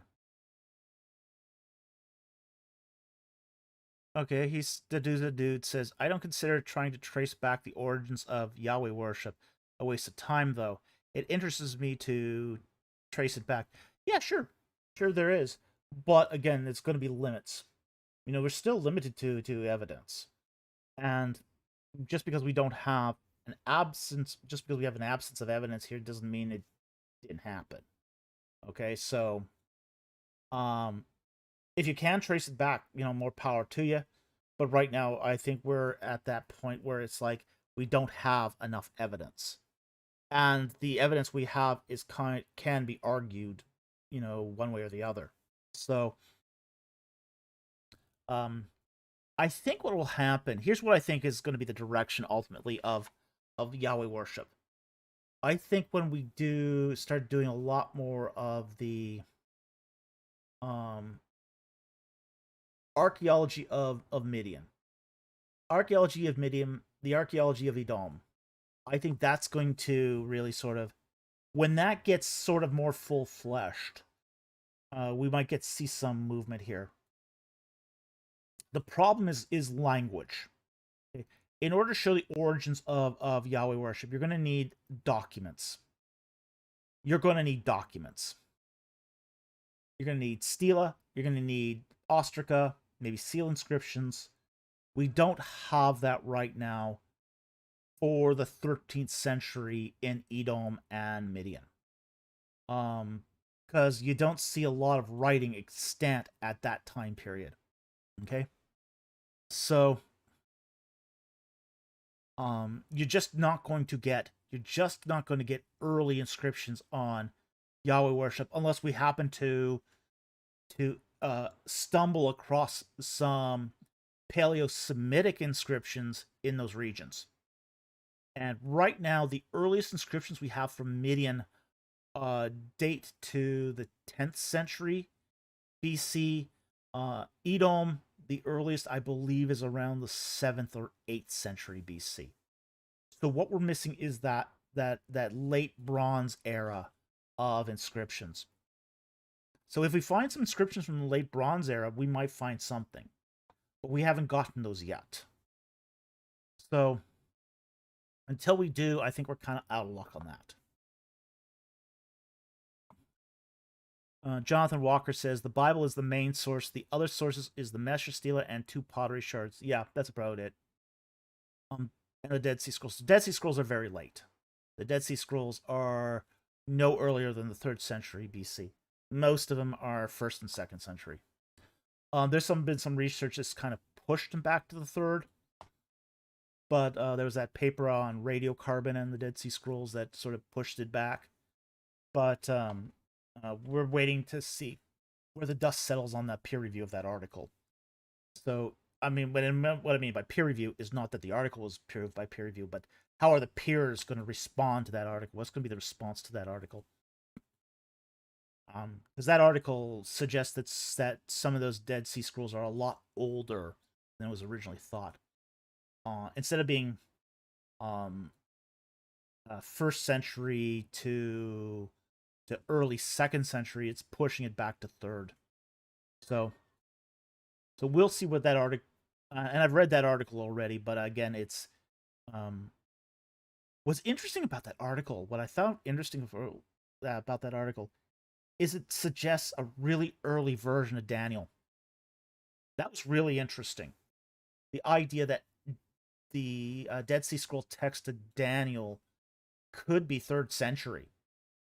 If it's 3rd century BC, then what you're talking about as far as the dating of, say, the Daniel manuscript, the text, could be that Daniel is as Daniel claims, being a 5th or 6th century document. So, but again, it's really early in this research. Really early.